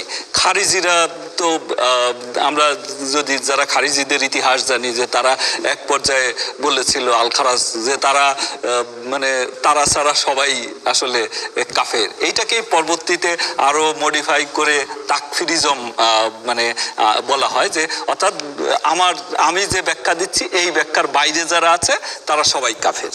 এবং এটা ইসলামিক এক্সট্রিমিজমের নামে, অর্থাৎ এই যে আইএস, আল কায়দা, তাদের বক্তব্য কিন্তু তাই। অর্থাৎ তারা যে ব্যাখ্যা দিচ্ছে এই ব্যাখ্যার বাইরে যে আছে তারা মুসলিম না, তারা কাফের। কাজেই তাদের হত্যা করা জায়েজ। এটা দেখেই কিন্তু মুসলমানকে, অর্থাৎ সুন্নিরা শিয়াদের কিংবা সুন্নিদের ভিতরে এক শ্রেণী তার ইন্টারপ্রিটেশনে বিশ্বাস করে না, তাকে হত্যা করছে। তো এটি আসলে গ্রহণযোগ্য হতে পারে না। তো এই যে রেডিকালাইজেশন প্রসেস প্রথম ওই চিন্তা থেকে শুরু হয়, তারপর আস্তে আস্তে সে যখন মানে মনে করতে শুরু করে যে আমারটা সেরা, বাকি সবাইকে আমারটা মানতে হবে, এটা তখনই আমরা তাকে উগ্রবাদী মানে রেডিকালাইজেশনের পরের ধাপ, অর্থাৎ এক্সট্রিমিজমে সেই এক্সট্রিমিস্ট ভিউ ধারণ করে, পোষণ করে এটা, এবং সে মনে করে যে এটার জন্য দরকার হলে আমি সহিংসতাকে প্রয়োগ করতে পারবো, অর্থাৎ আমি সহিংস হতে পারবো, আমার এই মতামত প্রতিষ্ঠিত করতে হবে, এবং এর জন্য আমি প্রয়োজনে ভায়োলেন্স আমি ইউজ করব। তখন আমরা বলি এটা সহিংস উগ্রবাদে সে দীক্ষিত হয়েছে। এবং তারপরে সে যখন যথার্থই কোনো ঘটনা ঘটিয়ে ফেলে, তখন আমরা তাকে সরাসরি টেরোরিস্ট বা সন্ত্রাসী বা জঙ্গি বলে থাকি। তো এই যে দীর্ঘ প্রসেস। যেমন আমরা এই সর্বশেষ নিউজিল্যান্ডের ঘটনাও যদি দেখি, এইখানে এই পারপেট্রেটর কিন্তু একদিনে হয়নি, সে বিভিন্ন সময়ে আস্তে আস্তে কিন্তু তৈরি হয়েছে। তো আমরা এখানে আমি মনে করি যে এইখানে অথরিটিরও কিছু ঘাটতি রয়েছে ওখানকার, কারণ সে ফেসবুকে বিভিন্ন সময় স্ট্যাটাস দিয়েছে, গ্রুপ খুলেছে, এগুলো মনিটর করা আসলে দরকার ছিল। তো এই যে যদি এটা তারা মনিটর করত এবং মানে যথাসময়ে ইন্টারভেনশন করত, তাহলে কিন্তু এটি হতো না, শেষ পর্যন্ত এই ঘটনা হয়তো বা নাও ঘটতে পারত। তো আমাদেরকেও এই যে উগ্রবাদের যে লক্ষণগুলো এটা যখন তৈরি হয় তখনই আসলে কাজ করতে হবে, তখনই তাদের থামাতে হবে, ইন্টারভেনশন করতে হবে। তো ইন্টারভেনশন করলে যেমন আমরা জানি যে সবচাইতে মারাত্মক ব্যাধি হিসেবে এখন বিবেচিত হয় ক্যান্সার। ক্যান্সারও যদি আর্লি স্টেজে শনাক্ত হয়, এটা কিন্তু চিকিৎসা আছে। তো আমরা যদি এটা ডায়াগনোসিসটা করতে পারি যে সে উগ্রবাদের পথে দীক্ষিত হচ্ছে, তাহলে কিন্তু আমরা তাকে ওই রাস্তা থেকে ফিরিয়ে আনতে পারবো। আর উগ্রবাদে দীক্ষিত হলেও সে সহিংস হওয়ার আগেই, অর্থাৎ সে সহিংস হয়তো হবে না, আস্তে আস্তে সে মেইন স্ট্রিমে ফেরত আসবে। তো এইটার জন্য আসলে আমরা কাজ করে যাচ্ছি। তো এইটার জন্য আসলে ল এনফোর্সমেন্ট এজেন্সি বা কাউন্টার টেররিজম ট্রান্সন্যাশনাল ক্রাইমে আমরা যারা কাজ করি কিংবা গোয়েন্দা সংস্থা, তারাই যথেষ্ট নয়। এইটার জন্য আসলে এগিয়ে আসতে হবে প্রথমত ফ্যামিলি, কারণ এখানে বিরোধী দলীয় পক্ষ বারবার মানে জোর দিয়েছে, আমাকে উদ্ধৃত করেছে যে এখানে পারিবারিক বন্ধন যদি শিথিল হয়ে যায় তাহলে এটি হতে পারে। তো আসলে এটিও একটা কারণ আমি বলেছি যে কোনো সিঙ্গল কারণও নাই, সিঙ্গল প্রোফাইলও নাই যে শুধু এই কারণে বা শুধুমাত্র এই কারণেই জঙ্গিবাদ তৈরি হতে পারে বা জঙ্গিবাদের পথে এটি উস্কানি তৈরি করতে পারে। তো সেই পারিবারিক বন্ধন পরিবারের সাথে, অর্থাৎ আমরা জানি যে বর্তমানে মানে এই আসলে আমাদের জীবনযাত্রা যেভাবে তৈরি হয়েছে, এটা আধুনিকতার যুগেই আসলে সবাই প্রত্যেকেই কর্মজীবী, দেখা যায় অধিকাংশ ক্ষেত্রে মা বাবা দুইজনই কর্মজীবী। তো দেখা যায় যে সন্তানদের আমরা সময় দিতে পারি না, কিংবা সময় দেওয়ার মতো সময় থাকলেও সেইটা আমরা মনোযোগী হই না। এটা আমাদের না জানার কারণে না, অনেক সময় হয়। আবার দেখা গেছে যে সোশ্যাল মিডিয়া, তথ্য প্রযুক্তির অনুপ্রবেশ ঘটেছে, অর্থাৎ দেখা যাচ্ছে যে মাও ইন্টারনেটে ব্যস্ত, বাবাও ইন্টারনেটে ব্যস্ত, ছেলেমেয়েরাও ইন্টারনেটে ব্যস্ত। এটি বিভিন্ন সামাজিক অনুষ্ঠানে গেলে অনেক সময় দেখা যায় যে প্রত্যেকে একটা মোবাইল নিয়ে যুক্ত হয়ে আছে। তো এইটা যাতে, এটা অবশ্যই তথ্য প্রযুক্তির ব্যবহার তো আমরা করবই, কিন্তু আমাদের সন্তান পরিবারের সদস্যদেরও সময় দিতে হবে, তাদের চিন্তা চেতনায় একটা মননশীল মানুষ হিসাবে গড়ে তুলতে হবে, তাদের বোঝাতে হবে তাদের যে আমাদের বাঙালি জাতির যে ইতিহাস রয়েছে, ঐতিহ্য রয়েছে, সেগুলো সম্পর্কে তাদের, এবং স্যাক্রিফাইস যেটা রয়েছে, আমাদের ভাষা আন্দোলন, আমাদের মুক্তিযুদ্ধের আন্দোলন, এগুলোতে কিন্তু তরুণরাই আসলে মুখ্য ভূমিকা পালন করেছে, তারাই জীবন দিয়েছে। তো তাদেরকে, এই সন্তানদেরকে এদের কথা বোঝাতে হবে, বীরশ্রেষ্ঠদের কথা জানাতে হবে, ভাষা আন্দোলনে যারা শহীদ হয়েছে তাদের কথা জানাতে হবে। তো এইগুলো, তারপর আমাদের স্পোর্টস কালচার, এগুলো জানাতে হবে, সাহিত্য সংস্কৃতি সম্পর্কে জানাতে হবে। আবার ধর্মীয় শিক্ষায়ও তাদের, অর্থাৎ সে যাতে অন্য জায়গায় তার ধর্ম শিখতে না হয়, অর্থাৎ ধর্মীয় কিছু জ্ঞান পরিবার থেকেই এবং সঠিক জ্ঞান যেটা, সেটা আসলে দিতে হবে। সেইটা সন্তান যখন ইন্টারনেট থেকে ধর্ম শিখবে তখন তার বিভ্রান্ত হওয়ার সুযোগ থাকবে, কারণ তার যদি নিজেরটা জানা থাকে তাহলে সে ইন্টারনেট থেকে কিন্তু যে কোনো ব্যাখ্যা সে গ্রহণ করবে না। ব্যাখ্যা ইন্টারনেটে একটা পেলে, একটা সাইটে, একটা সোশ্যাল মিডিয়ায় একটা তথ্য বা একটা বক্তব্য পেলে সে এটা যাচাই বাছাই করবে, প্রশ্ন করবে, কিন্তু তার যদি জানাটা না থাকে তাহলে কিন্তু তার ওই যাচাই বাছাইয়ের সুযোগ থাকবে না। তো পরিবার থেকে এটা যেমন শুরু করতে হবে, পাশাপাশি মানে মানুষের প্রতি যে দায়িত্ববোধ, দেশের প্রতি দায়িত্ববোধ, দেশটাও তো একটা মা। তো এই সম্পর্কে যদি সন্তানদের ওইভাবে গড়ে তোলা যায় তাহলে কিন্তু তার ভিতরে যে প্রতিরোধ, প্রোটেক্টিভ যে ফ্যাক্টর, এটা গড়ে উঠবে। ফলে এই জঙ্গিবাদীদের যে তারা যখন স্বপ্ন দেখাবে, ওই স্বপ্নে দেখা যাবে এটা একটা রেজিস্ট্যান্স পাওয়ার অটো তার ভিতর ক্রিয়েট হবে, এটা হবে না। তারপর শিক্ষা প্রতিষ্ঠান, কারণ আমরা জানি যে তরুণরা তার শিক্ষা প্রতিষ্ঠানে পরিবারের পরেই সবচেয়ে বেশি সময় ব্যয় করে শিক্ষা প্রতিষ্ঠানেও তাদের দিকে নজর দিতে হবে। অর্থাৎ এই যে ছাত্র শিক্ষকের যে সম্পর্ক সেই ক্ষেত্রে এবং তার শিক্ষককে মানে শিক্ষাদানের উদ্দেশ্য হবে তাকে ক্রিটিক্যাল চিন্তায় উদ্বুদ্ধ করা, তাকে প্রশ্ন করতে শেখানো, তার ভিতরে জানার আগ্রহ তৈরি করা। এগুলো যদি করতে পারে এবং পাশাপাশি সে কোনোভাবে বিভ্রান্ত হচ্ছে কিনা, হঠাৎ অমনোযোগী হয়ে যাচ্ছে কিনা, কিংবা সে ক্লাসে ফাঁকি দিচ্ছে কিনা, হয়তো রেজাল্ট ভালো করতো, পরীক্ষায় ভালো করতো, মনোযোগী ছিল, হঠাৎ দেখা গেল তার আর এই দিকে মনোযোগ নাই, সে এখন প্রায় স্কুল কামাই দিচ্ছে, পরীক্ষায় ভালো করছে না। এটিও আসলে শিক্ষকদের, এটা বাবা মারা আসলে অতটা হয়তো দেখতে পাবেন না, শিক্ষকদের এই ক্ষেত্রে দায়িত্ব রয়েছে। এবং শিক্ষকদেরও এই যে দেশপ্রেম এবং তার যে নাগরিক দায়িত্ববোধ, দেশের প্রতি দায়িত্ববোধ, এগুলো তার ভিতরে তারা এই শিক্ষা প্রদান করবেন। তাহলে তার ভিতরে কিন্তু তার ওই যে রেজিস্ট্যান্স পাওয়ার, অ্যান্টিবডি, এটা আরও বাড়তে থাকবে।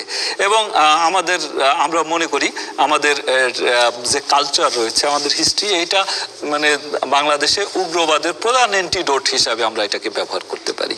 যে আমি বিভিন্ন সময় বলে থাকি, এটা মানে আমি এটা রিপিট হবে জেনেও আমি বলছি যে আসলে যে প্রাণ খুলে জাতীয় সঙ্গীত গায় সে তো উগ্রবাদী চিন্তায় দীক্ষিত হতে পারবে না, হবে না। তারপর আমাদের সাহিত্য সংস্কৃতি, অন্যান্য যে সাহিত্যগুলো আছে, আমাদের রবীন্দ্রসঙ্গীত, লালন সঙ্গীত, নজরুল সঙ্গীত, আমাদের যে পল্লী গীতিগুলো আছে, এগুলো যারা শুনবে তারা হওয়ার কথা না। আবার যারা ধর্মের শিক্ষিত হবে, ধর্মশিক্ষায় শিক্ষিত হবে, তারা ধর্মকে শুধুমাত্র মানে লিটারেলি না দেখে কনটেক্সটটা বুঝতে হবে, অর্থ বুঝতে হবে, স্পিরিটটা বুঝতে হবে। আমরা যদি মনে করি ইসলাম ধর্মের দিক থেকে আমি বলি যে আমরা যদি মনে করি যে ঠিক আছে, আমাদের পবিত্র কোরআন শরীফ, উদাহরণস্বরূপ যদি আমরা নেই, পবিত্র কোরআন শরীফ এবং পবিত্র হাদিস শরীফ, এটি হলো আমাদের থিওরি। এবং তাহলে প্র্যাকটিক্যাল কি? প্র্যাকটিক্যাল হলো আমাদের হযরত মুহাম্মদ সাল্লাল্লাহু আলাইহি সাল্লামের জীবনী। তো উনি যে কাজগুলো করেছেন, উনি কি, ওনার চিন্তায় কি উগ্রবাদিতা আমরা দেখেছি? দেখি নাই। কারণ উনি কিন্তু পরমত সহিষ্ণুতা, তারপরে অন্যদের কোনো জোর জবরদস্তি, এইটাকে উনি অ্যালাউ করেন নাই। এবং বিভিন্ন সময় বিভিন্ন হাদিস শরীফের অজস্র জায়গায় আছে যেখানে টলারেন্সের কথা, অর্থাৎ যেটার কারণে বলা হয় যে ইসলাম মানে ইসলাম মানেই তো আসলে শান্তি, আমরা বলি সমর্পণ, অর্থাৎ আত্মসমর্পণ, আল্লাহর কাছে আত্মসমর্পণ।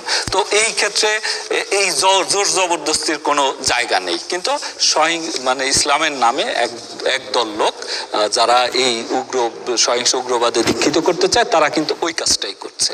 তারা বলছে অন্য কোনো ধর্মের লোক থাকবে না, কিংবা আমার মতের সাথে যে দ্বিমত পোষণ করবে তাকে রাখবো না। তো এই জায়গাগুলো আসলে আমাদের বুঝতে হবে। তারপর আমাদের মিডিয়া একটা গুরুত্বপূর্ণ ভূমিকা অবশ্যই পালন করবে। কারণ আমি এক জায়গায় আসলে একটা সিনেমাতে শুরুতে আমি 3-4টা বাক্য দেখেছি, যেটা আমি উদ্ধৃত করছি। বলছে যে news makes views, views make perspective, perspective leads to question, question deserves answer, answer must be fact. তো আমার মনে হয় এইটার মাধ্যমে আমরা বুঝতে পারি যে পার্সপেক্টিভ তৈরিতে, ভিউ এবং কোশ্চেন তৈরিতে মিডিয়া গুরুত্বপূর্ণ ভূমিকা পালন করতে পারে। ফলে মিডিয়ার মাধ্যমেও আসলে দেখা যাবে এখানে ইনক্লুডিং সোশ্যাল মিডিয়া, যে সোশ্যাল মিডিয়ার অবশ্য যেহেতু এটা অনেক ক্ষেত্রেই সামাজিক মাধ্যম হইলেও এটা অসামাজিক মাধ্যমে আমি কোনো অর্থে এটাকে বলা যায়। তো অর্থাৎ মিডিয়ার কাজ হলো এই যে ভিউজ তৈরি করা, ভিউজ পার্সপেক্টিভ তৈরি করবে, কোশ্চেন তৈরি করবে, এবং এই কোশ্চেন থেকেই, এই কোশ্চেনিংটাই আসলে উগ্রবাদকে রুখে দিতে পারে। তো ফলে মিডিয়া ওইভাবেই প্রেজেন্ট করবে উগ্রবাদকে, যাতে এইটার দিকে কেউ এটার দিকে ধাবিত না হয়, বরং এই উগ্রবাদ বিরোধী একটা চিন্তায় সবাই উদ্বুদ্ধ হয়। তারপরে আমাদের কমিউনিটির অবশ্যই দায়িত্ব রয়েছে। আমরা যদি বুঝি জঙ্গিবাদের লক্ষণগুলো কি, উগ্রবাদের লক্ষণগুলো কি। উগ্রবাদের লক্ষণ হলো খুব একটা স্বাভাবিক ছেলে হঠাৎ করে দেখা গেল খুব গম্ভীর হয়ে গেল, কারোর সাথে কথা বলছে না, একা একা চলছে, সবসময় কিছু একটা লুকোতে চাচ্ছে। সে হয়তো ইন্টারনেট ব্রাউজ করতো সবার সামনে, এখন দেখা গেল সে ইন্টারনেট ব্রাউজ করছে আলাদা, বন্ধু বান্ধবদের সাথে মিশছে না, দেখা গেল নতুন কোনো এক দুইজন শুধু সবসময় এই অন্ধকার খুঁজছে, অর্থাৎ কোনো এক কোনায় গোপনীয়তা রক্ষা করার চেষ্টা করছে। তো সেই ক্ষেত্রে দুটোই হতে পারে, সে মাদকাসক্ত হতে পারে, অথবা এই উগ্রবাদের রাস্তা ধরেছে, এইটা বুঝতে হবে। এবং সে হয়তো খেলাধুলা করতো, এখন খেলাধুলা করছে না, টিভি দেখতো, টিভি দেখছে না, কিংবা সে দেখা গেল যে তার যে মসজিদে সে নামাজ পড়তো ওই মসজিদে সে নামাজ পড়ছে না, সে নতুন মসজিদ খুঁজে বের করেছে, কেননা সে মনে করে যে সরকারি অনুদানে নির্মিত মসজিদ, এখানে নামাজ সহি হয় না। এগুলো আসলে উগ্রবাদী চিন্তা। তারপর যে ধর্মের কথা উঠলে সে হয়তো হঠাৎ ধার্মিক হয়ে গেছে, কিন্তু এখন আর পরিবর্তন নাই। এখন আর মানে উগ্রবাদ যারা দীক্ষিত তারা দাড়িও রাখে না, বা নির্দিষ্ট কোনো পোশাকেও তারা সীমাবদ্ধ নাই, কারণ তাদের এটা যেহেতু লুকোতে চায়, ফলে তারা নানা রকম ফলে এই পোশাক দেখে যদি ওয়েস্টার্নাররা বলে, গবেষকরা বলে পোশাকের পরিবর্তন, আমাদের দেশে আসলে এই পোশাকের কোনো পরিবর্তন হয় না, এটা যে কোনো পোশাকেই হতে পারে। তারপরে দেখা গেল সে ধর্মের কোনো কথা উঠলে খুব উত্তেজিত হয়ে যাচ্ছে, এবং সে কথায় কথায় যাকে তাকে কাফের মুরতাদ ফতোয়া দিচ্ছে। আসলে কে কাফের, কে ঈমান এনেছে, কে আত্মসমর্পণ করেছে, এটা মানুষের জানার সম্ভব না।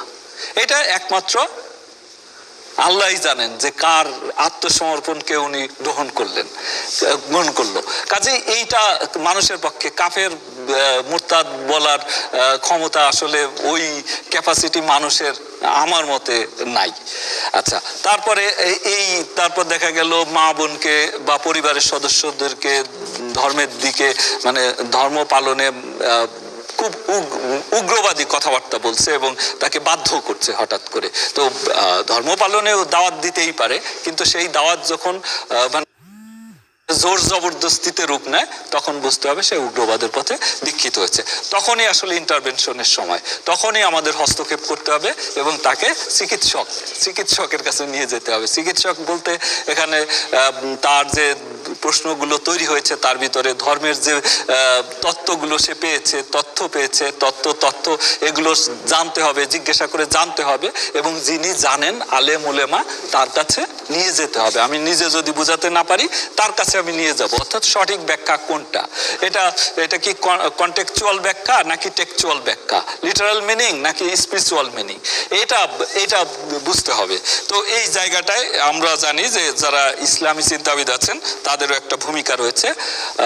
নন গভর্নমেন্টাল সেক্টর, সোশ্যাল অর্গানাইজেশন, তাদের একটা বড় ভূমিকা রয়েছে, এবং সেই ভূমিকা আমার মনে হয় ডিবেট ফর ডেমোক্রেসি এবং এই যে মানুষের জন্য ফাউন্ডেশন, এই দুটোই করছে। এই জন্য তাদের আন্তরিক ধন্যবাদ। এভাবেই আসলে জঙ্গিবাদ বা উগ্রবাদের বিরুদ্ধে সবাইকে এক কাতারে আসতে হবে, সবাইকে এটার বিরুদ্ধে ফাইট করতে হবে।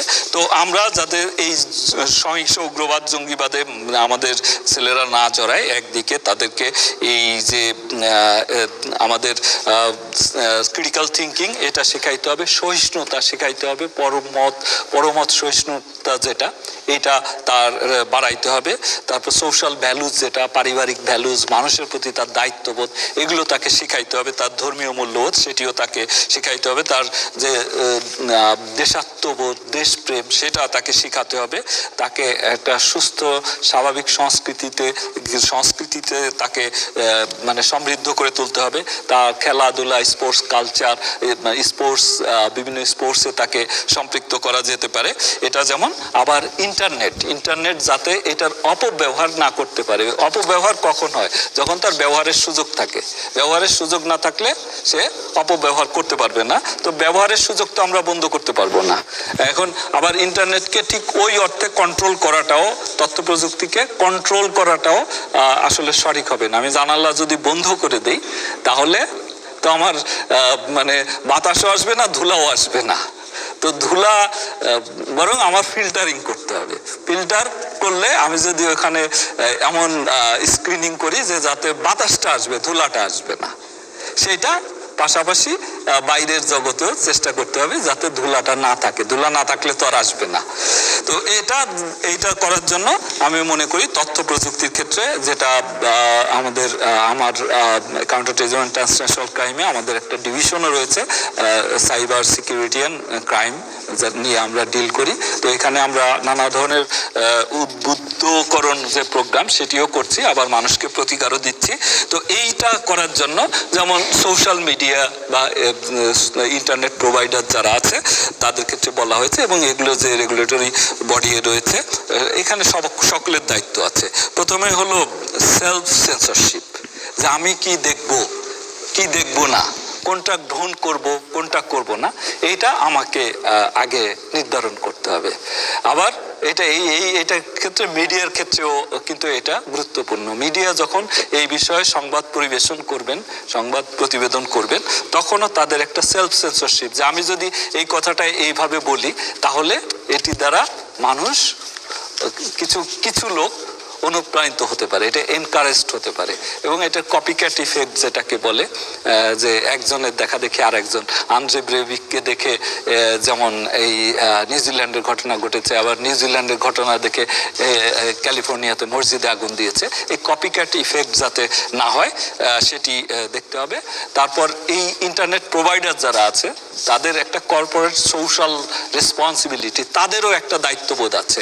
আমার মনে হয় এই ক্ষেত্রে এই অস্ট্রেলিয়াতেও এই কথাটা, নিউজিল্যান্ডেও এই কথাটা, এবং উন্নত দেশগুলোতে এটাই বেশি করে বলা হচ্ছে, যে যারা যেমন ফেসবুক কিংবা সোশ্যাল মিডিয়ার অন্যান্য ইউটিউব কিংবা গুগল কিংবা অন্যান্য যে সমস্ত সোশ্যাল মিডিয়া যেগুলো আছে, কিংবা ইন্টারনেট প্রোভাইডার বড় বহুজাতিক প্রভাবশালী যে গোষ্ঠী আছে, তাদেরকে নিয়ন্ত্রণ নয়, তাদের মানে কর্পোরেট সোশ্যাল রেসপন্সিবিলিটি, এই বোধটা জাগিয়েই আসলে তাদেরকে, তারা যাতে আত্মনিয়ন্ত্রণ, সেলফ সেন্সরশিপ, অর্থাৎ এই যে এখন ফেসবুক এই যে উগ্রবাদী যে কোনো বক্তব্য পেলে সেটি নামিয়ে দিচ্ছে, এটাই কর্পোরেট সোশ্যাল রেসপন্সিবিলিটি থেকে তারা আসলে করছে।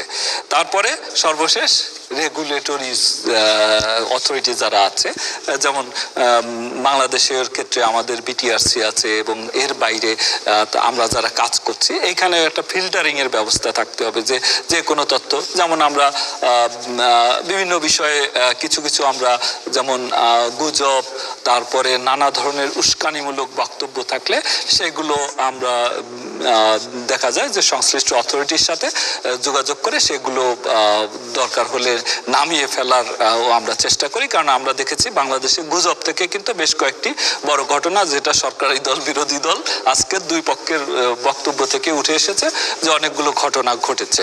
তো এই ক্ষেত্রে আমার মনে হয় যে নিউজিল্যান্ডে যে ঘটনা ঘটেছে, এইখানে এই যে রেগুলেটরি বডির ইন্টারভেনশন ইন্টারভেনশন করলে এই ধরনের ঘটনা নাও ঘটতে পারে। তো এই সব কিছু মিলিয়েই আমার মনে হয় এই যে মানে একটা সবাই মিলেই এবং এই পদক্ষেপগুলোর মাধ্যমেই আমরা উগ্রবাদ, সেটা ধর্মীয় উগ্রবাদ হোক কিংবা জাতীয় উগ্রবাদ হোক কিংবা জাতীয়বাদী উগ্রবাদ হোক কিংবা অন্য কোনো ফর্মে উগ্রবাদ, সেটি অন্তত বাংলাদেশে যাতে মাথাচাড়া দিতে না পারে।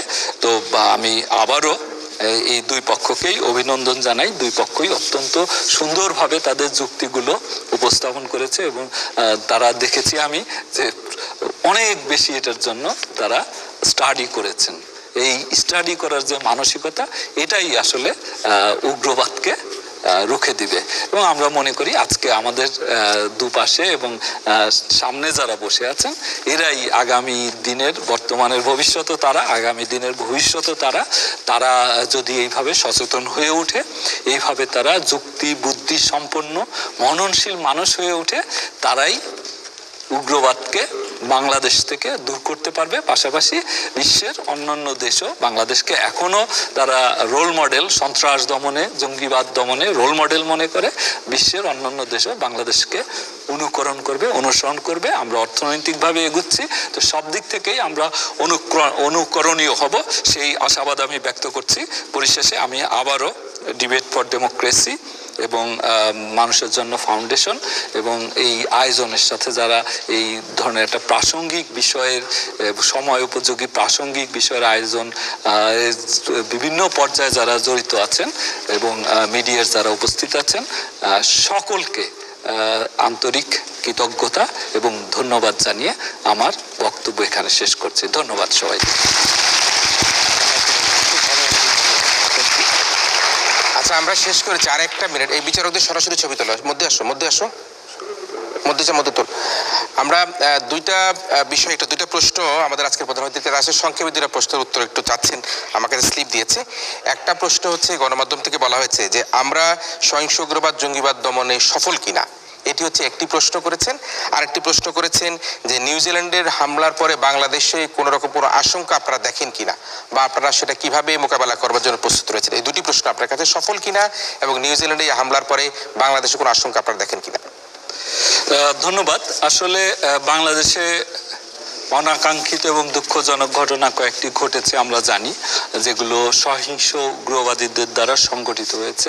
অবশ্য বাংলাদেশে এই ঘটনা নতুন নয়, আমরা দেখেছি বাংলাদেশের স্বাধীনতার অব্যবহিত পরেও এক ধরনের উগ্রবাদ মাথাচাড়া দিয়ে উঠেছিল, যারা কথিত শ্রেণী শত্রু দমনের নামে নানা ধরনের সহিংস উগ্রবাদী কর্মকাণ্ডে জড়িত হয়েছিল। পরবর্তীতে আমরা দেখেছি 90-এর দশকের শুরুতে এই উগ্রবাদী সংগঠনের আনুষ্ঠানিক যাত্রা শুরু হলেও 90-এর দশকের শেষ দিকে, বিশেষ করে 2000 সাল এবং 2000 সালের পরে দেখা গেছে আমাদের সংস্কৃতি, আমাদের সাহিত্য, আমাদের সাহিত্যিক সংস্কৃতি কর্মী এবং আমাদের নিজস্ব যা কিছু আছে সেগুলোর উপরে, এবং যারা এই যে প্রগতিশীল চিন্তায় যারা এবং পরমত সহিষ্ণু চিন্তায় যারা অগ্রপথিক ছিলেন, তাদের উপরে নানাভাবে সহিংস হামলা করা হয়েছে। এবং আবার দেখেছি আমরা এই যে গত কয়েক বছরে, অর্থাৎ 14, 15, 16 দিকে বিশেষ করে আমরা বেশ কয়েকটি সহিংস ঘটনা সংগঠিত হতে দেখেছি। তো তারপরে আমরা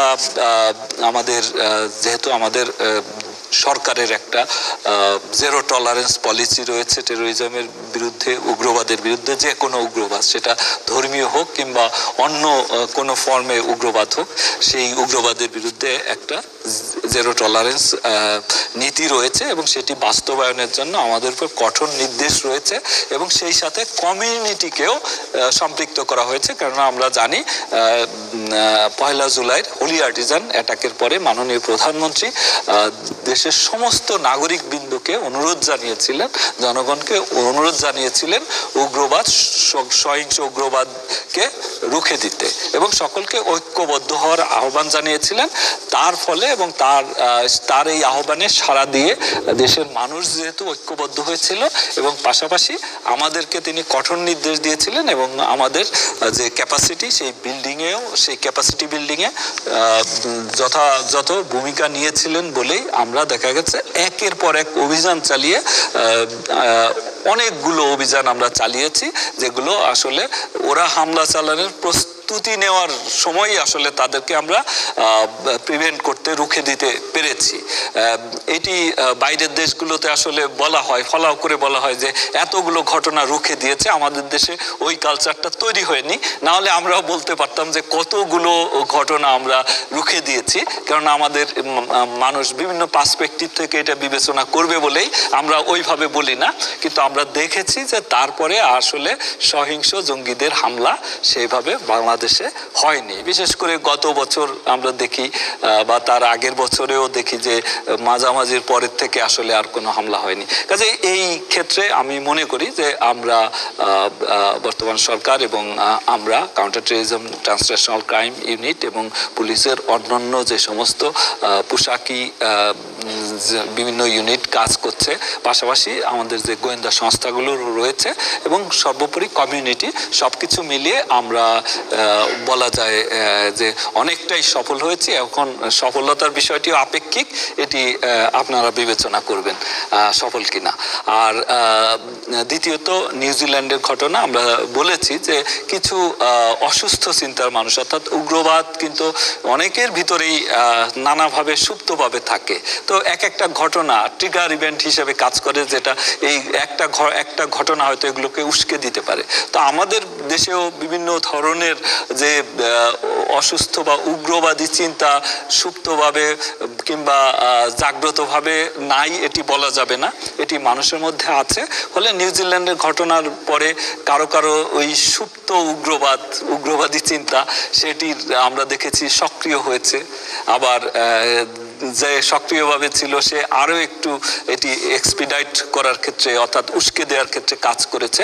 কিন্তু আমরা যেহেতু সতর্ক আছি এবং আমরা তাদের কোনো সহিংস ঘটনা অর্থাৎ প্রতিহিংসা পরায়ণতা বা প্রতিশোধ পরায়ণতা থেকে যাতে কোনো পাল্টা ঘটনা ঘটাতে না পারে, সেই জন্য আইনশৃঙ্খলা বাহিনী, গোয়েন্দা সংস্থা সমূহ এবং আমার মনে হয় যে জনগণ সহ আমরা এখানে যারা উপস্থিত আছি সকলেই প্রস্তুত আছি। ফলে এখানে কোনো ঘটনা আমরা আশা করি ঘটবে না। ধন্যবাদ। আমরা জোরে তালি দিতে চাই, তালি দিতে চাই। আমরা ফলাফলের দিকে চলে আসছি। আজকে যে প্রস্তাবটি ছিল সহিংস উগ্রবাদ বিরোধী যে বিতর্ক প্রতিযোগিতা, সেই বিতর্ক প্রতিযোগিতার যে বিষয় ছিল, প্রস্তাব উত্থাপিত হয়েছিল তথ্য প্রযুক্তির অপব্যবহারই উগ্রবাদকে উস্কে দিচ্ছে। যারা এই প্রস্তাবের পক্ষে আছে তারা হা বলুন। প্রস্তাবের পক্ষ দল হা বলুন। যারা প্রস্তাবের পক্ষে আছে তারা হা বলুন। আর যারা এই প্রস্তাবের বিপক্ষে আছে তারা না বলুন। প্রস্তাবের বিপক্ষ দল না বলুন। যারা প্রস্তাবের বিপক্ষে আছে তারা না বলুন। আমরা একটু জানিয়ে রাখি, আজকের এই প্রতিযোগিতা যারা চ্যাম্পিয়ন হবে তারা 50,000 টাকা, যারা রানার আপ হবে তারা 30,000 টাকা ট্রফি, ক্রেস্ট, সার্টিফিকেট পাবে। একই সাথে যারা তৃতীয় স্থান অধিকার করেছে সরকারি বাংলা কলেজ, তারা 20,000 টাকা পাবে। সরকারি বাংলা কলেজকে আমরা আগাম অভিনন্দন জানাই, তারা তৃতীয় স্থান অধিকার করবার জন্য সরকারি বাংলা কলেজ। তো এই প্রতিযোগিতায় গ্র্যান্ড ফাইনালের আজকের এই ছায়া সংসদে এই প্রস্তাবটি গৃহীত হয়েছে।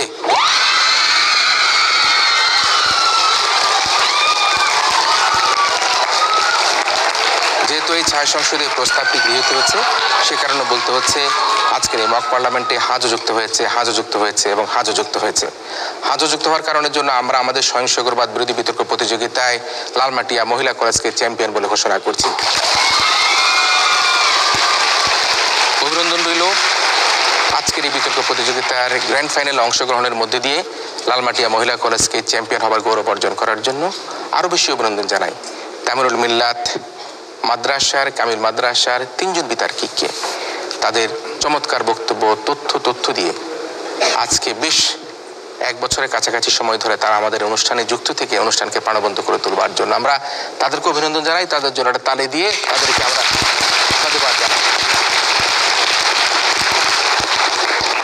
একই সাথে তামিরুল মিল্লাত কামিল মাদ্রাসাকে সহিংস উগ্রবাদ বিরোধী বিতর্ক প্রতিযোগিতার রানার আপ হওয়ার গৌরব অর্জন করার জন্য তাদেরকে স্বাগত জানাই। আজকের এই গ্র্যান্ড ফাইনাল বিতর্ক প্রতিযোগিতার সহিংস উগ্রবাদ বিরোধী বিতর্ক প্রতিযোগিতার চ্যাম্পিয়নশিপের লড়াইয়ে শ্রেষ্ঠ বক্তা হবার গৌরব অর্জন করেছে বিরোধী দলের সদস্য ফয়সাল আহমেদ। আমরা শ্রেষ্ঠ বক্তা হবার জন্য ফয়সালকে অভিনন্দন জানাই।